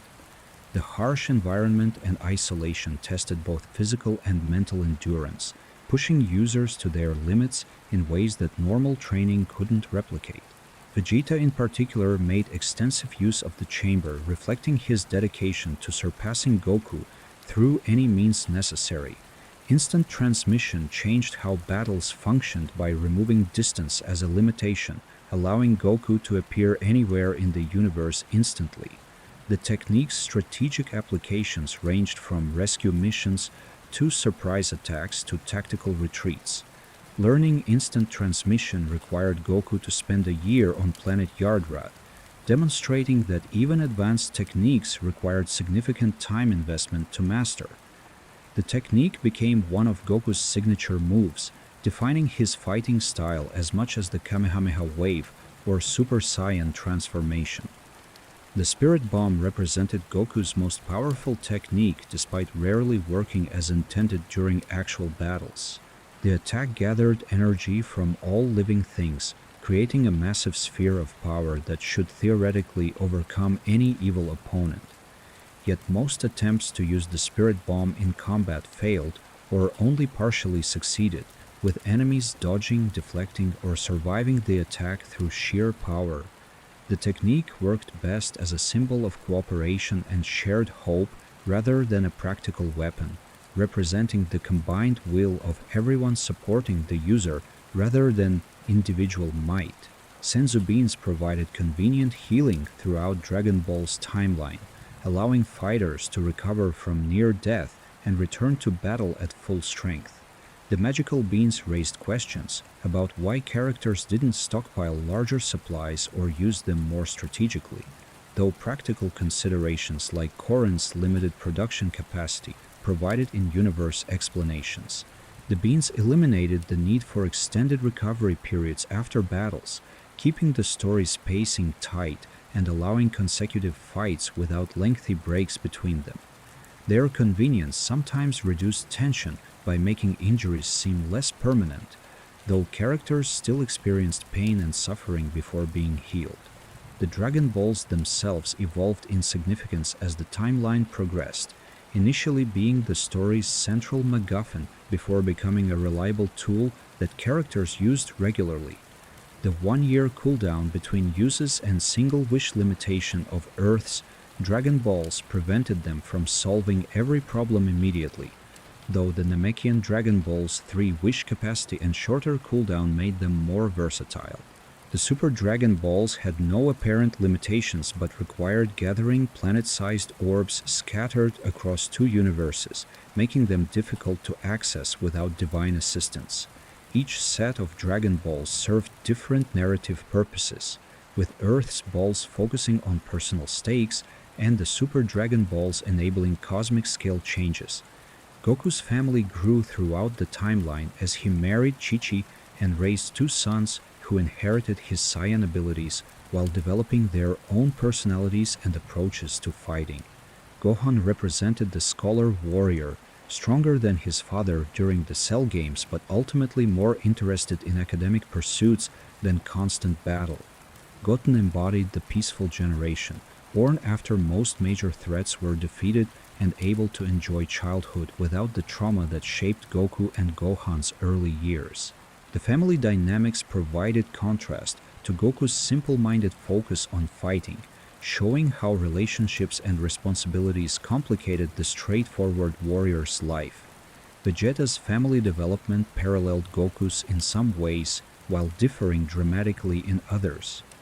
Vegeta struggled with fatherhood more than Goku did, his pride and obsession with surpassing his rival creating distance between himself and Trunks. Yet Vegeta's love for his family proved strong enough to motivate sacrifices he never would have made when he first arrived on Earth seeking the Dragon Balls. His relationship with Bulma humanized the proud prince, showing that even someone as obsessed with power as Vegeta could find purpose beyond fighting. The birth of his daughter Bra later in the timeline revealed a softer side to Vegeta that few would have predicted during the Saiyan saga. The Namekian Dragon Clan's importance extended beyond their ability to create Dragon Balls, encompassing their role as healers and wise counselors. Dendi's appointment as Earth's Kami brought Namekian knowledge to a planet that had lost its connection to that heritage when Kami and Piccolo merged. The Namekian's warrior clan produced fighters like Piccolo who could match Saiyans in battle, despite lacking transformations or divine power-ups. the species' unique characteristics, from their ability to regenerate limbs to their need for only water as sustenance, made them valuable allies and formidable opponents throughout Dragon Ball's timeline. Capsule Corporation's technological advances made many of Dragon Ball's adventures possible, from the vehicles that carried characters across Earth to the spaceships that enabled interstellar travel. Bulma's genius, inherited from her father, Dr. Brief, produced innovations that bridged the gap between Earth's technology and the advanced equipment used by galactic civilizations. The company's resources funded expeditions and provided equipment that compensated for humans' relatively weak natural abilities. Technology couldn't match raw power in direct combat, but it enabled strategies and solutions that pure fighting ability couldn't achieve. The Red Ribbon Army's repeated attempts to threaten Earth despite multiple defeats demonstrated how certain organizations refused to acknowledge when they were outmatched. Commander Red's original attempt to gather the Dragon Balls and wish for height revealed the pettiness that could motivate supposedly dangerous villains. Dr. Gero's android creation represented a more serious threat, though his inability to control his creations resulted in the androids developing beyond their intended purpose. The Army's final form in Super Hero showed how even completely defeated organizations could return if any remnants survived to rebuild. Master Roshi's role shifted from teacher to cheerleader as his students surpassed him and continued growing beyond anything he could achieve through normal training. The Turtle Hermit remained respected for his knowledge and experience, but his actual fighting ability became irrelevant when characters began throwing around planet-destroying energy blasts. Yet Roshi's wisdom and perspective on martial arts stayed valuable throughout the timeline, reminding others that fighting skill involved more than raw power. His Tournament of Power performance demonstrated that technique and experience could partially compensate for gaps in absolute strength. The Afterlife's bureaucracy added comedic elements to otherwise serious death scenes, with King Yema processing souls and maintaining order among the dead. Snake Way and King Kai's planet turned death into an opportunity for training rather than an ending, reducing death's permanence and stakes. The structure of the afterlife suggested a well-organized system for managing souls and maintaining balance between life and death. Heaven and hell existed as destinations for good and evil souls respectively, though powerful fighters sometimes received special treatment that allowed them to keep their bodies or train with gods. Healing abilities like Denda's power or the Namekian healing technique provided alternatives to senzu beans when rapid recovery was needed. These abilities couldn't restore stamina or fix exhaustion, only repairing physical damage and saving characters from death. The limitations prevented healing from trivializing injuries completely while still allowing battles to continue when characters were hurt but not finished fighting. Denda's role as Earth's Kami made his healing abilities readily available to the Z fighters, providing a safety net that previous generations lacked when Master Roshi served as their only reliable healing source beyond natural recovery. The various fighting stances and techniques that different masters taught their students created distinct styles that reflected their teachers' philosophies. Master Roshi emphasized fundamentals and physical conditioning. Master Shen taught assassination techniques focused on killing efficiently. King Kai introduced energy-based attacks that gathered power from external sources. Wise taught awareness and efficiency of motion. Each teaching style produced students whose fighting reflected what they learned, though talented individuals like Goku eventually synthesized multiple styles into their own unique approaches. Energy sensing changed combat fundamentally when characters learned to detect Kai and gauge opponents' strength without relying on visual cues or power level readings. The ability to sense energy allowed fighters to track opponents across vast distances, detect hidden enemies, and assess whether fighting or fleeing was the better option. Suppressing one's energy became equally important, preventing enemies from gauging one's true strength or locating one's position. The give and take between sensing and suppressing created additional strategic depth beyond simple power comparisons. Zenkai boosts gave Saiyans significant advantages in prolonged conflicts, allowing them to grow stronger each time they recovered from near death. Vegeta exploited this trait during the Namek saga, deliberately injuring himself and healing to trigger multiple power increases. The diminishing returns at higher power levels prevented Zenkai boosts from creating infinite strength growth, though they still provided meaningful improvements during critical moments. The trait explained how Saiyans could match or surpass opponents who initially seemed far stronger, turning each defeat into fuel for future victory. The moon's destruction early in Dragon Ball Z eliminated the Uzaru transformation as a factor in most subsequent battles, preventing Saiyans from using their great ape forms strategically. Piccolo destroyed Earth's moon to stop Gohan's transformation, a drastic action that had surprisingly little impact on Earth's ecology or tides. The moon's later restoration through the Dragon Balls restored the possibility of Uzaru transformations, though few battles afterward involved full moons or artificial moons created through energy projection. The Great Ape form became more historical footnote than active combat option. Gravity training became a staple of Saiyan conditioning, with both Goku and Vegeta pushing themselves under intense gravitational pressure to force their bodies to adapt. The training method built on the principle that struggling against resistance made muscles stronger, applied to an extreme degree that would kill normal humans. Vegeta's dedication to gravity training bordered on obsession, spending countless hours in his training room pushing to higher and higher multiples of Earth's gravity. The results justified the effort, with both Saiyans achieving dramatic power increases between major battles. The Kaioken technique represented Goku's first major breakthrough beyond standard transformations, multiplying his power temporarily at the cost of tremendous physical strain. The technique's multiplication factor could be increased, though higher multipliers risked destroying the user's body from the stress. Super Saiyan's appearance made Kaioken largely obsolete, providing greater power increases without the same danger of self-injury. The combination of Super Saiyan Blue and Kaioken in later arcs showed that the technique still had applications when used carefully and strategically. Ultra Instinct represented a fundamentally different approach to fighting than any transformation before it, separating conscious thought from movement to allow perfect responses to any threat. Achieving the form required abandoning the ego and desire that drove most fighters, letting instinct guide one's body without interference from the mind. Goku's difficulty maintaining Ultra Instinct outside of extreme circumstances reflected how unnatural this state felt for someone whose fighting style emphasized emotion and passion. The form's silver-haired appearance and unique aura distinguished it visually from standard Super Saiyan transformations. Vegeta's Ultra Ego took the opposite philosophical approach from Ultra Instinct, embracing damage and using it to fuel greater power rather than avoiding attacks entirely.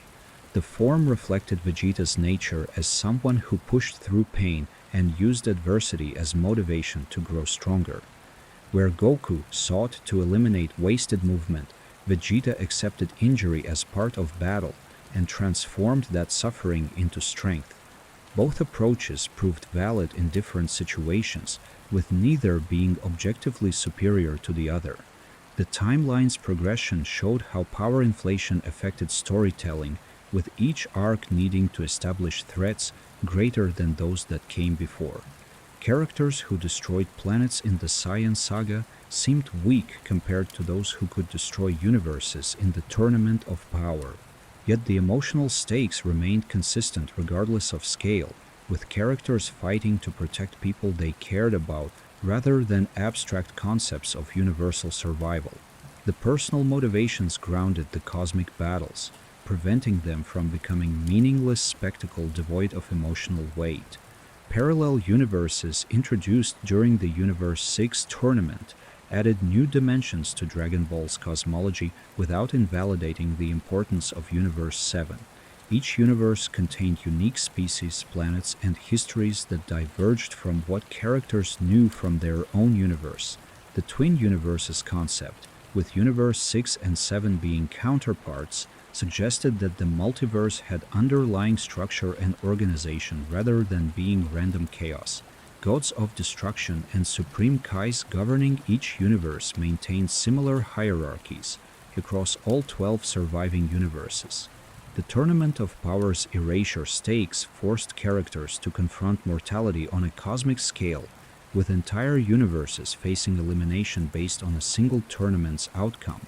The arbitrary nature of Zeno's decision to erase losing universes highlighted the Omni King's childlike approach to governance, treating existence like a game without considering the trillions of lives affected by each choice. Android 17's wish to restore all erased universes demonstrated that compassion could exist even in beings created as weapons, providing a hopeful ending to an arc built on existential dread. Jiren's backstory revealed that even universes threatened with erasure contained individuals whose power rivaled or exceeded Universe 7's strongest fighters. His tragic past and the strength born from isolation paralleled Goku's journey in some ways while diverging dramatically in philosophy. Where Goku found strength through bonds with others, Jiren believed only personal power mattered, and that trusting others led to betrayal and disappointment. Their battle represented a clash of worldviews as much as a contest of strength.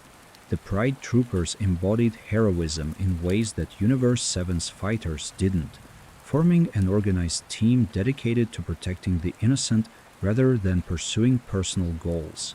Toppo's role as a god of destruction candidate added complexity to his character, forcing him to choose between his heroic ideals and the power necessary to save his universe. His eventual embrace of destruction energy showed how desperate circumstances could compromise even the most principled individuals. The Pride Troopers' ultimate defeat, despite their teamwork and dedication, reinforced that raw power still mattered more than noble intentions. Universe 2's warriors specialized in love and transformation, creating a unique fighting style based on emotional bonds and cooperative attacks. Their emphasis on teamwork contrasted with Universe 7's more individualistic approach, though neither philosophy proved inherently superior. The variety of fighting styles across universes prevented the Tournament of Power from becoming repetitive, with each universe bringing different techniques and strategies to the competition. Ribrianne and her allies demonstrated that unconventional approaches could challenge even powerful opponents when executed with skill and conviction. Frost's resemblance to Frieza raised questions about whether certain traits appeared consistently across parallel universes, or if the similarity was merely coincidental. His cheating during the Universe 6 tournament revealed that some characteristics transcended universal boundaries, with pride and treachery appearing in multiple versions of similar species. The differences between Frost and Frieza, particularly Frost's public hero persona masking his true nature, showed how parallel individuals could develop differently based on their universe's unique circumstances and opportunities. Hit's time manipulation abilities introduced a different kind of power than the energy blasts and physical strikes that characterized most Dragon Ball combat. His technique of skipping forward through time created openings that normal speed couldn't detect, allowing him to strike opponents before they could react. The limitations on his time skip prevented it from being unbeatable, requiring Hit to constantly adapt and improve his technique when facing opponents who learned to counter it. His development of a cage of time showed that even specialized techniques could evolve with practice and necessity. Cabba's introduction brought young Saiyans into the story who hadn't experienced the warrior culture that shaped Vegeta's generation. Universe 6's Saiyans served as protectors rather than conquerors, defending their civilization instead of destroying others for profit. Vegeta's mentorship of Kaba revealed a paternal side to the prince that contrasted with his earlier harsh treatment of Trunks. The bond between mentor and student crossed universal boundaries, suggesting that some relationships transcended the accidents of which Universe 1 happened to be born in. Kale and Caulifla's relationship paralleled the bonds between Universe 7's fighters while maintaining their own unique dynamic. Kale's berserker transformation and Caulifla's quick mastery of Super Saiyan demonstrated that Universe 6's Saiyans possessed the same potential as their Universe 7 counterparts. Their fusion into Kefla created one of the Tournament of Power's strongest opponents, forcing Goku to access Ultra Instinct Sign to survive their assault. The female Saiyan fusion showed that gender didn't limit Saiyan potential. With Kefla matching or exceeding many male fighters' power, the gods of destruction's relationships with their respective universes varied dramatically, from Beerus's casual indifference to Sidra's reluctance to destroy anything.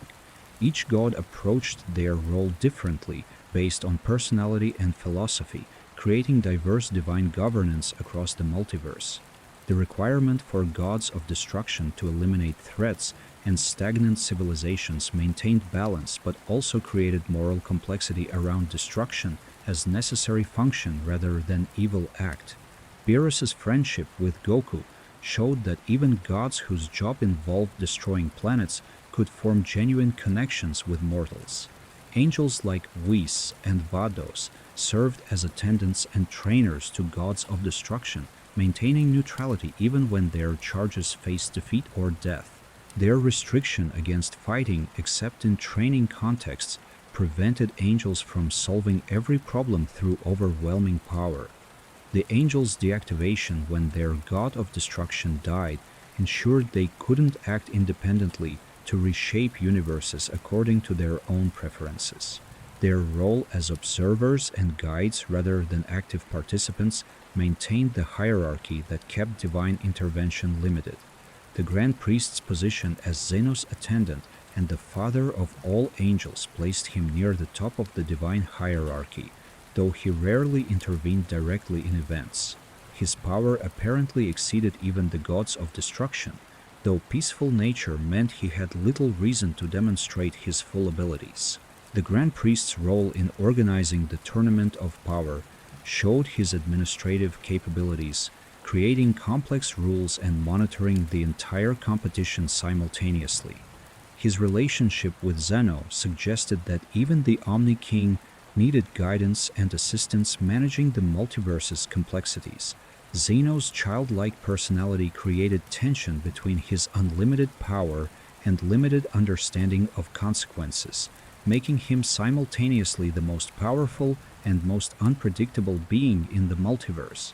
His ability to erase anything from existence with a thought meant that angering him could result in universal destruction, creating a constant undercurrent of anxiety when he appeared.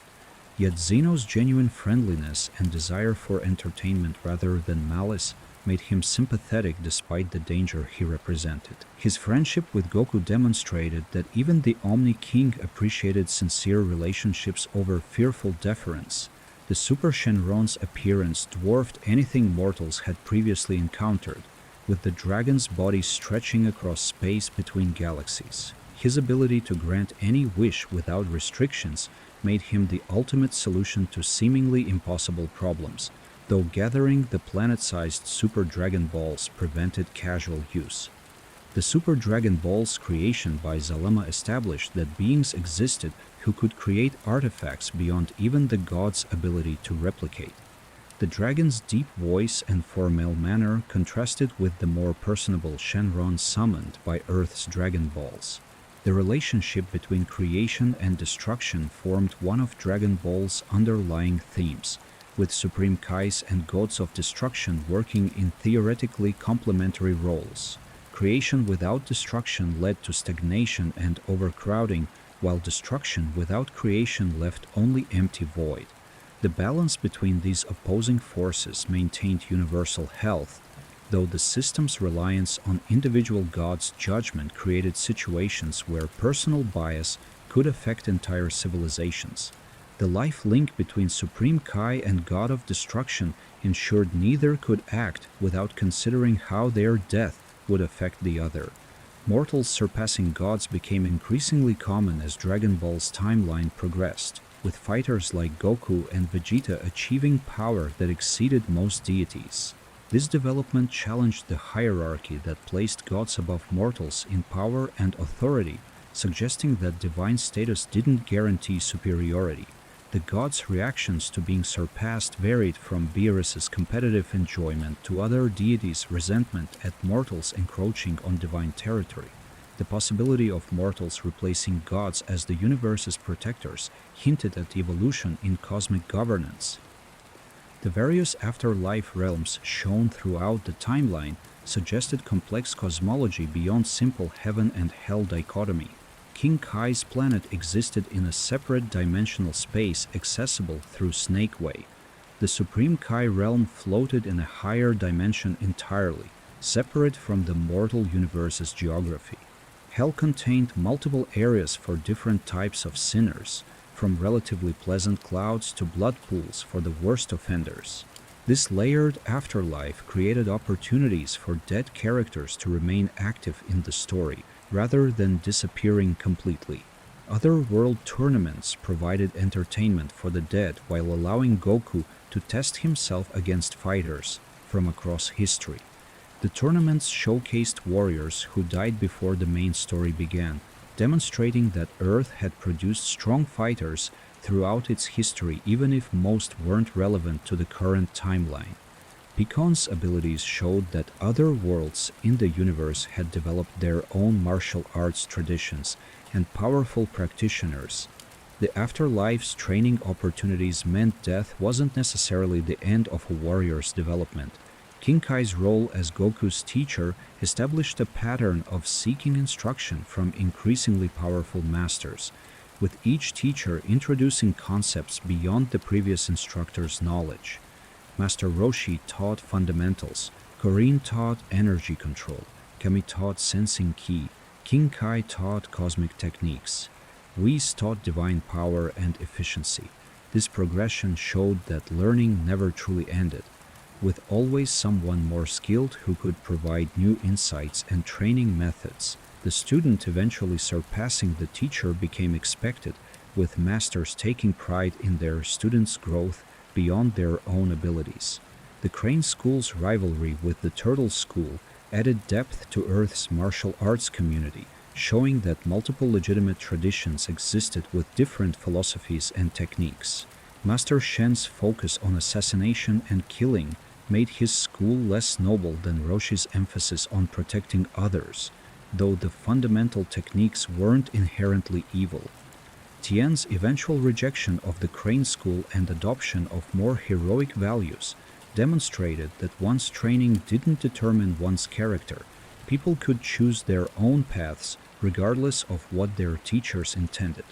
The World Martial Arts Tournament's evolution from serious competition to spectacle to cosmic significance reflected Dragon Ball's tonal progression over decades.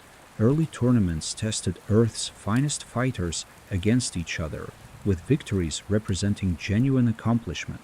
Later tournaments became exhibitions where Z fighters could have appeared but chose not to overwhelm normal competitors.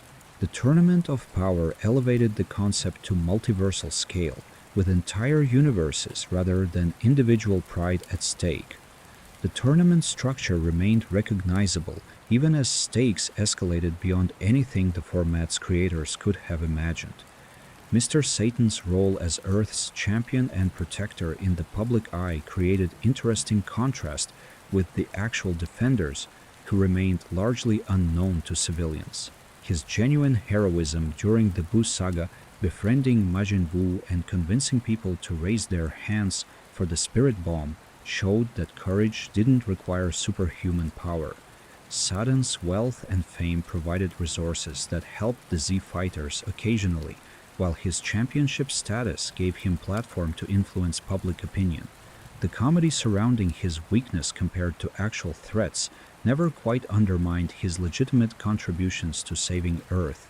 Vidal's training under Gohan and her relationship with the young Saiyan brought her into the world of actual martial arts after growing up believing her father was Earth's strongest fighter. Learning to fly and use ki demonstrated that normal humans could still achieve superhuman abilities through proper instruction and dedication. Her eventual marriage to Gohan and their daughter Pan continued the generational progression, with Pan showing Saiyan potential despite being three-quarters human. Vidal's shift from active fighter to supporting family member reflected common patterns in how female characters were handled as the story progressed.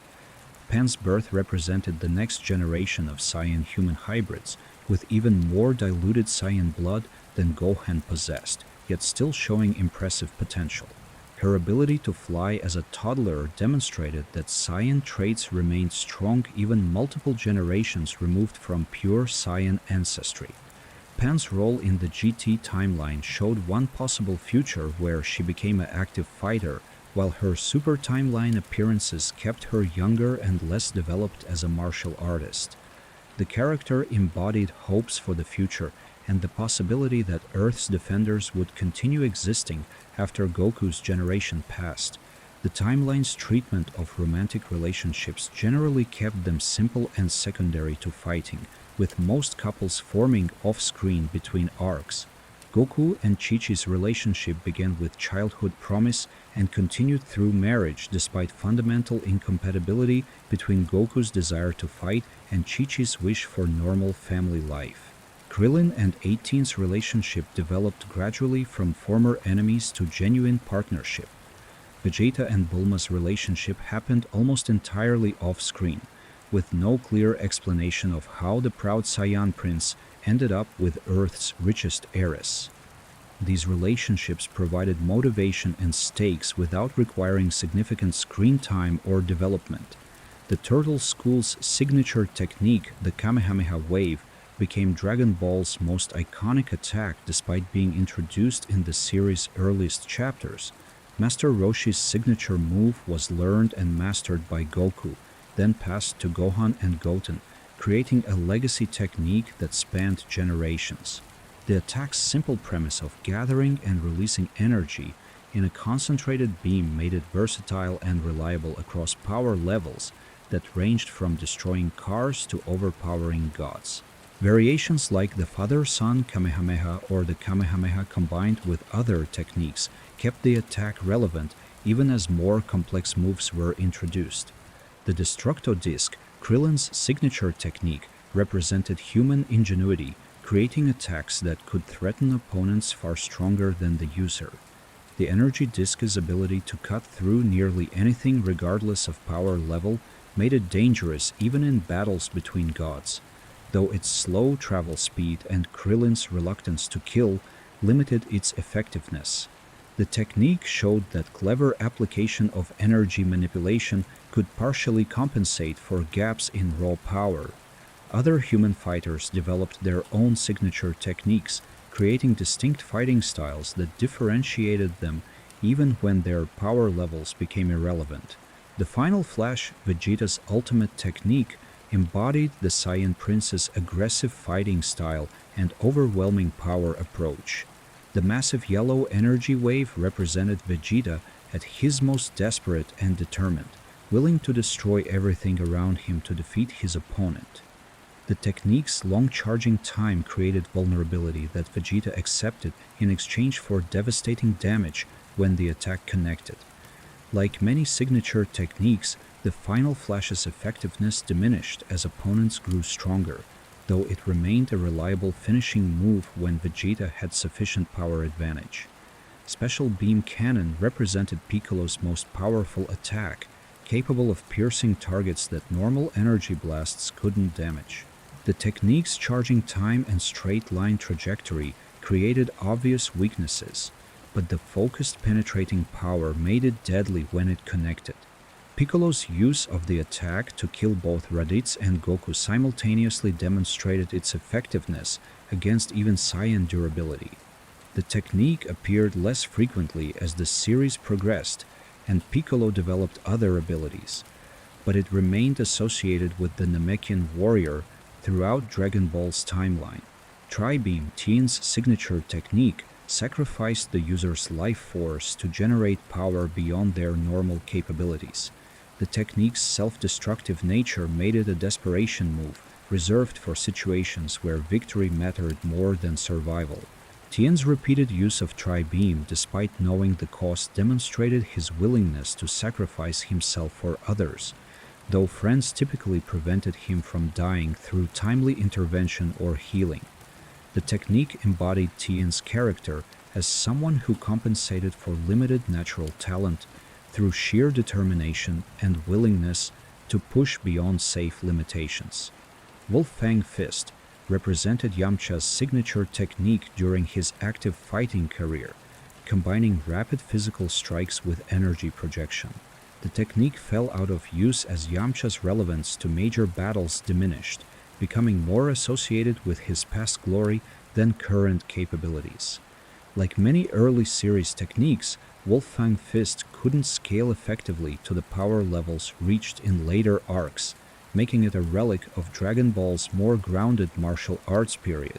Yamcha's character arc from Desert Bandit to supporting character reflected how difficult maintaining relevance became for human fighters as Saiyans and gods dominated the battlefield.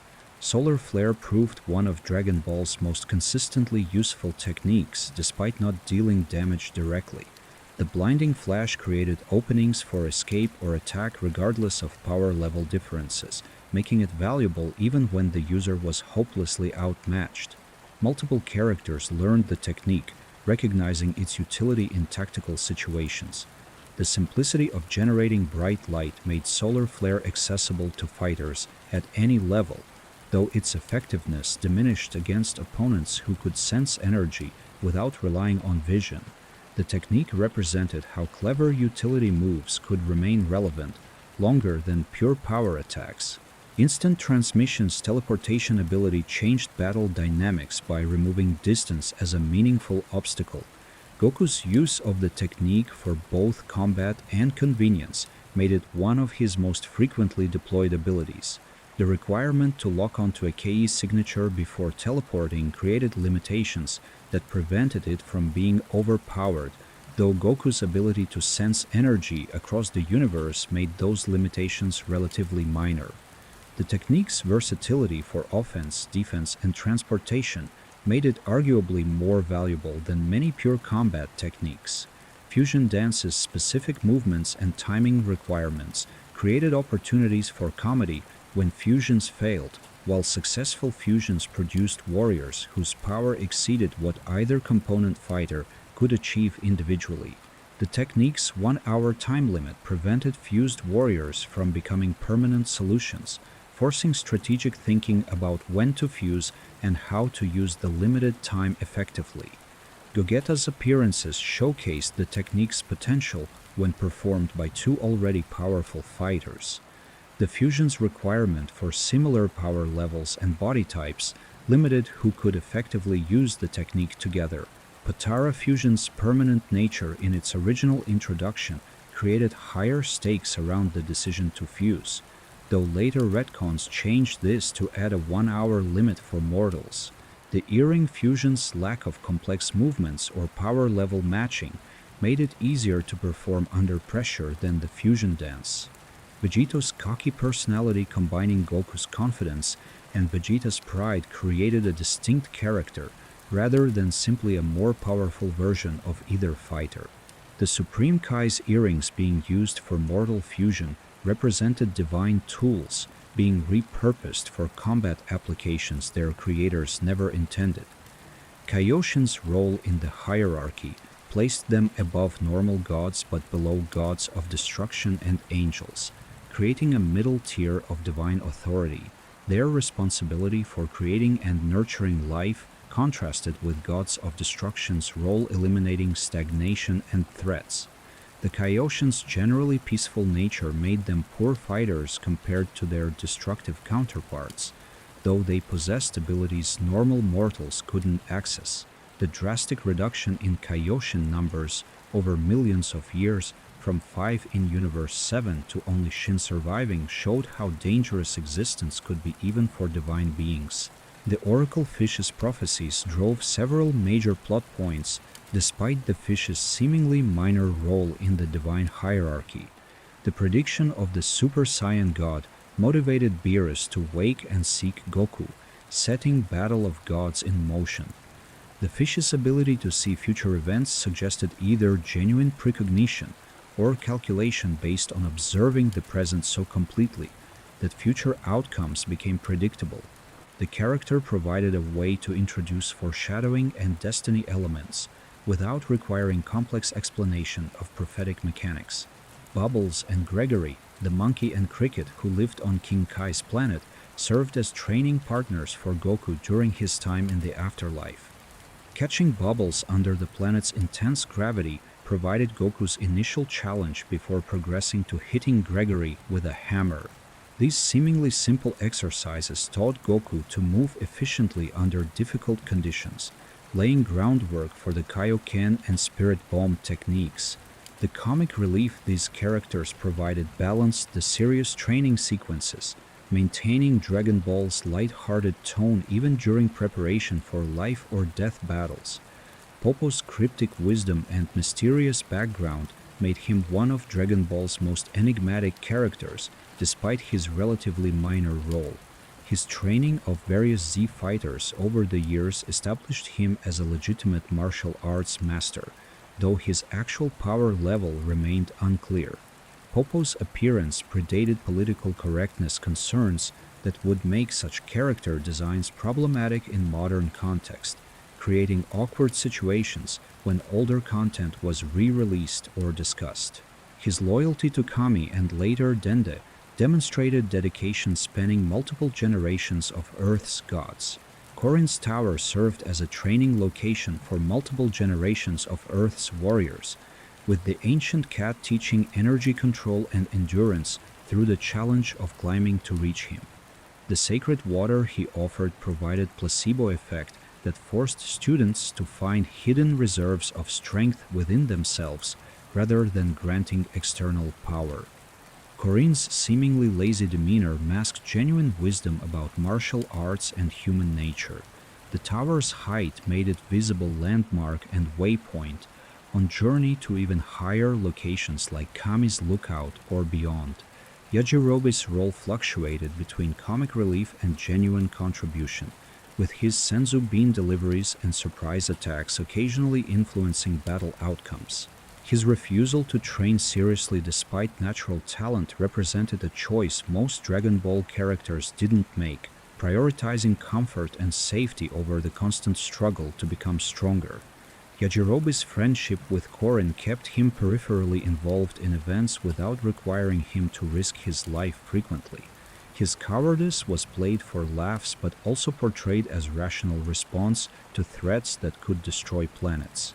Launch's disappearance from the story after early Dragon Ball reflected the challenge of maintaining large casts when some characters no longer served clear narrative purposes. Her split personality between timid blonde and aggressive sneeze, triggered blue-haired version provided comedy and occasional plot complications, but she had no clear role once the scope expanded beyond Earth-based adventures. The character's quiet departure, chasing Ten Shin Han and never being mentioned again, became one of Dragon Ball's most notable dropped plot threads. Fortune teller Baba's ability to bring people back from the afterlife for one day provided occasional opportunities for dead characters to return temporarily. Her services as fortune teller and supernatural expert made her valuable resource when the Z fighters needed information or temporary resurrection. Her connection to Master Roshi as his sister created family ties between major supporting characters. The Crystal Ball fighting arena in her palace hosted several important battles during original Dragon Ball's run. Ox King's role diminished after his daughter married Goku, transitioning from protective father and local lord to doting grandfather. His friendship with Master Roshi dated back to their training together under Master Mutaito. The character's strength relative to normal humans meant nothing once Saiyans and gods became standard opponents, relegating him to purely civilian supporting role. His castle's destruction and rebuilding multiple times throughout the series ran as background comedy across decades of storytelling. Turtle, Master Roshi's companion, served as the origin of the Turtle School's name and represented the patience and longevity that Roshi valued. The sea turtle's rescue by Goku in the series' opening chapters initiated the chain of events that led to Goku receiving the 4-star Dragon Ball and meeting Bulma. His occasional appearances throughout the series provided continuity and reminded readers of the story's humble beginnings. The turtle's advanced age, even by animal standards, suggested either magical longevity or his being a supernatural creature rather than normal sea turtle. Oolong's shape-shifting abilities, learned at the same transformation school Puar attended, could have been tactically useful, but were primarily played for comedy. His cowardice matched Yajirobe's, but without even the occasional moment of bravery that Yajirobe displayed. Oolong's wish on the Dragon Balls for underwear prevented Emperor Pilaf's world domination, demonstrating how even comic relief characters could affect major outcomes. His relationship with Bulma as bickering companions provided entertainment during early adventures, before both characters became less central to the plot. Puar's loyalty to Yamcha created a sidekick relationship that persisted even as Yamcha's importance to the story diminished. The shape-shifting cat's abilities saw occasional use for reconnaissance or infiltration. Puar's gentle personality contrasted with Oolong's perverted tendencies despite both attending transformation school together. The character's cuteness and devotion to Yamcha made Puar sympathetic even when contributing little to battles or plot advancement. Emperor Pilaf's repeated failures to achieve world domination made him one of Dragon Ball's most persistent yet incompetent villains. His accidental release of King Piccolo showed how even comic relief characters could trigger serious consequences through their bumbling attempts at conquest.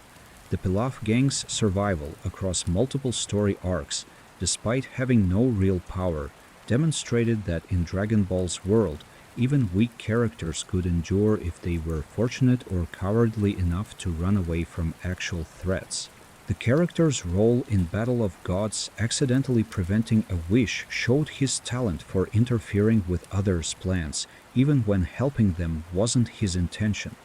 Shu and Mai's loyalty to Pilaf despite his constant failures suggested either genuine friendship or inability to imagine better employment options. Their competence frequently exceeded their leaders, creating comedic situations where the subordinates understood situations more clearly than the person giving orders.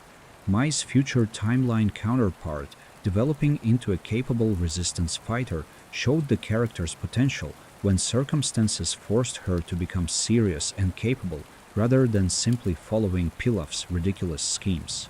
The Red Ribbon Army's original leadership under Commander Red demonstrated how petty motivations could drive large-scale evil organizations. Red's true wish to become taller undermined the army's intimidating appearance, revealing absurdity beneath the military efficiency. Staff Officer Black's betrayal and execution of Red showed that even evil organizations had limits to what subordinates would tolerate. The army's resources and technology made them dangerous despite their leaders' flawed priorities. Android 8, the prototype for Dr. Gero's Android series, demonstrated that artificial beings could choose peace over violence when given the option. His friendship with Goku during the Red Ribbon Army arc showed the android's capacity for kindness, despite being designed as a weapon.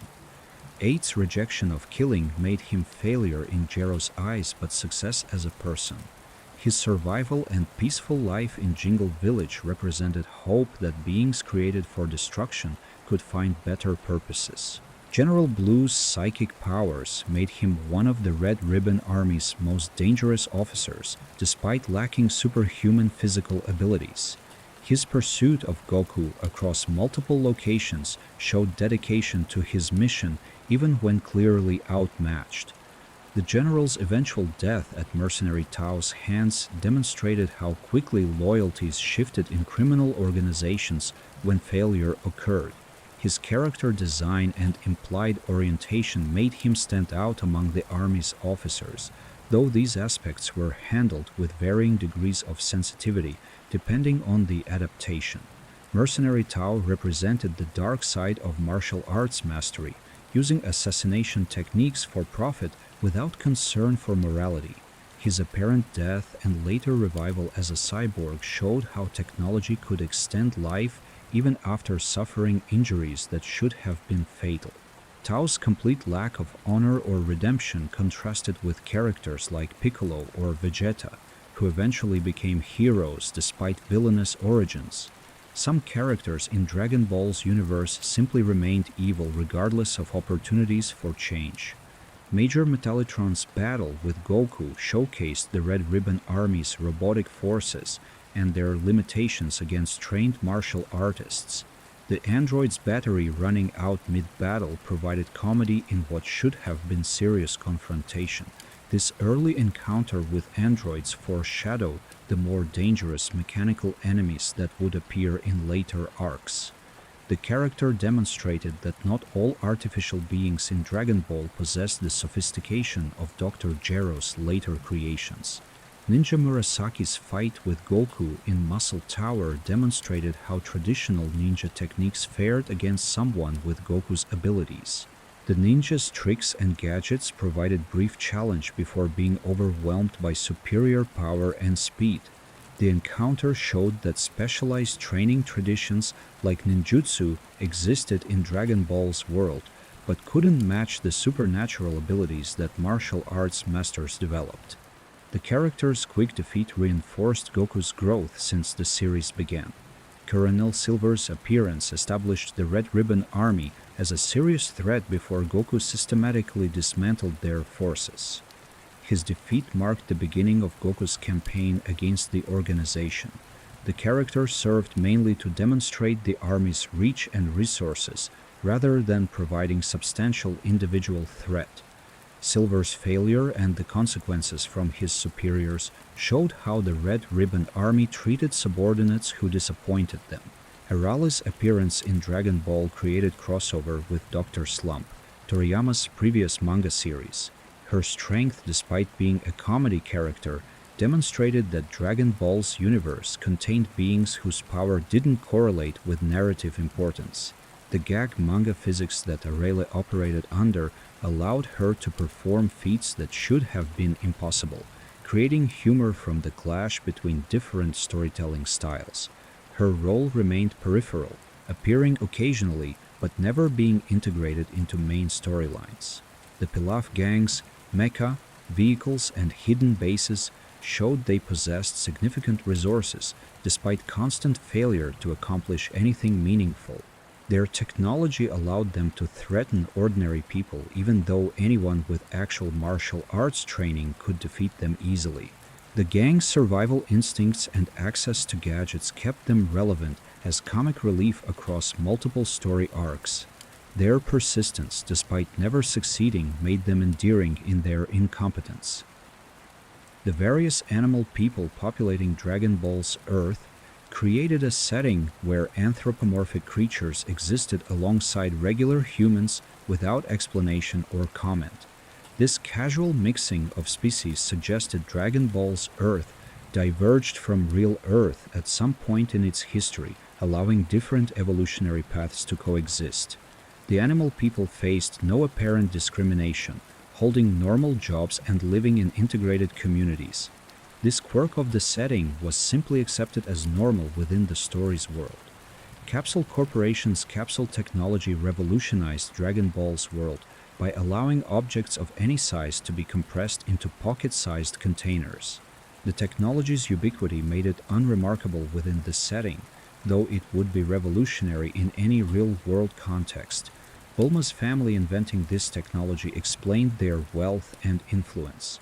The capsule's convenience prevented logistics from becoming a storytelling obstacle, allowing characters to carry vehicles, houses, or any needed equipment without burden. The World Tournament's prize money motivated many fighters to enter despite being trivial compared to the wealth some possessed. For fighters like Goku who had little money, The prize represented significant incentive. Mr. Satan's wealth from tournament victories and subsequent merchandising showed how fame from winning could be monetized beyond the initial prize. The tournament's popularity indicated that normal humans found watching superhuman fighters entertaining even when they couldn't comprehend the actual skill being displayed. Currency in Dragon Ball's world used Zinni as the unit, though exchange rates and buying power remained vague. The series rarely focused on economics, mentioning money mainly when establishing that characters needed it for food or supplies. Capsule Corporation's wealth placed Bulma among Earth's richest people, removing financial concerns from her adventures. Goku's poverty or wealth varied depending on whether Chi-Chi was working or whether they had recently received prize money from tournaments. Geography in Dragon Ball's Earth mixed real locations with fictional additions, creating a world recognizable as Earth while allowing creative freedom. The naming conventions using objects rather than real country or city names maintained this slightly off-balance feeling. Major cities existed without being identified with specific real-world locations. This approach allowed the setting to feel global without being tied to real geography that might limit storytelling options. Technology levels varied wildly across Dragon Ball's Earth, with capsules and flying cars coexisting with more primitive conditions in rural areas. This inconsistency suggested uneven distribution of advanced technology rather than universal progress. Some characters like Bulma had access to cutting-edge science, while others lived traditionally. The contrast between technological haves and have-nots was rarely addressed directly, simply existing as background detail in the world's construction. The Dragon Ball universe's approach to death and resurrection reduced the permanence of mortality for anyone connected to characters who could access Dragon Balls. This had philosophical implications rarely explored in depth, suggesting that death became temporary inconvenience rather than final ending for important people. Meanwhile, ordinary people stayed dead, creating a two-tier system where prominence determined whether death was permanent. This disparity received little acknowledgement from characters who benefited from resurrection availability. Thanks for drifting through these Dragon Ball stories with me tonight. If you're ready for more, there's another calm video waiting just to the left. Let it guide you deeper into rest. You might fall asleep to something new.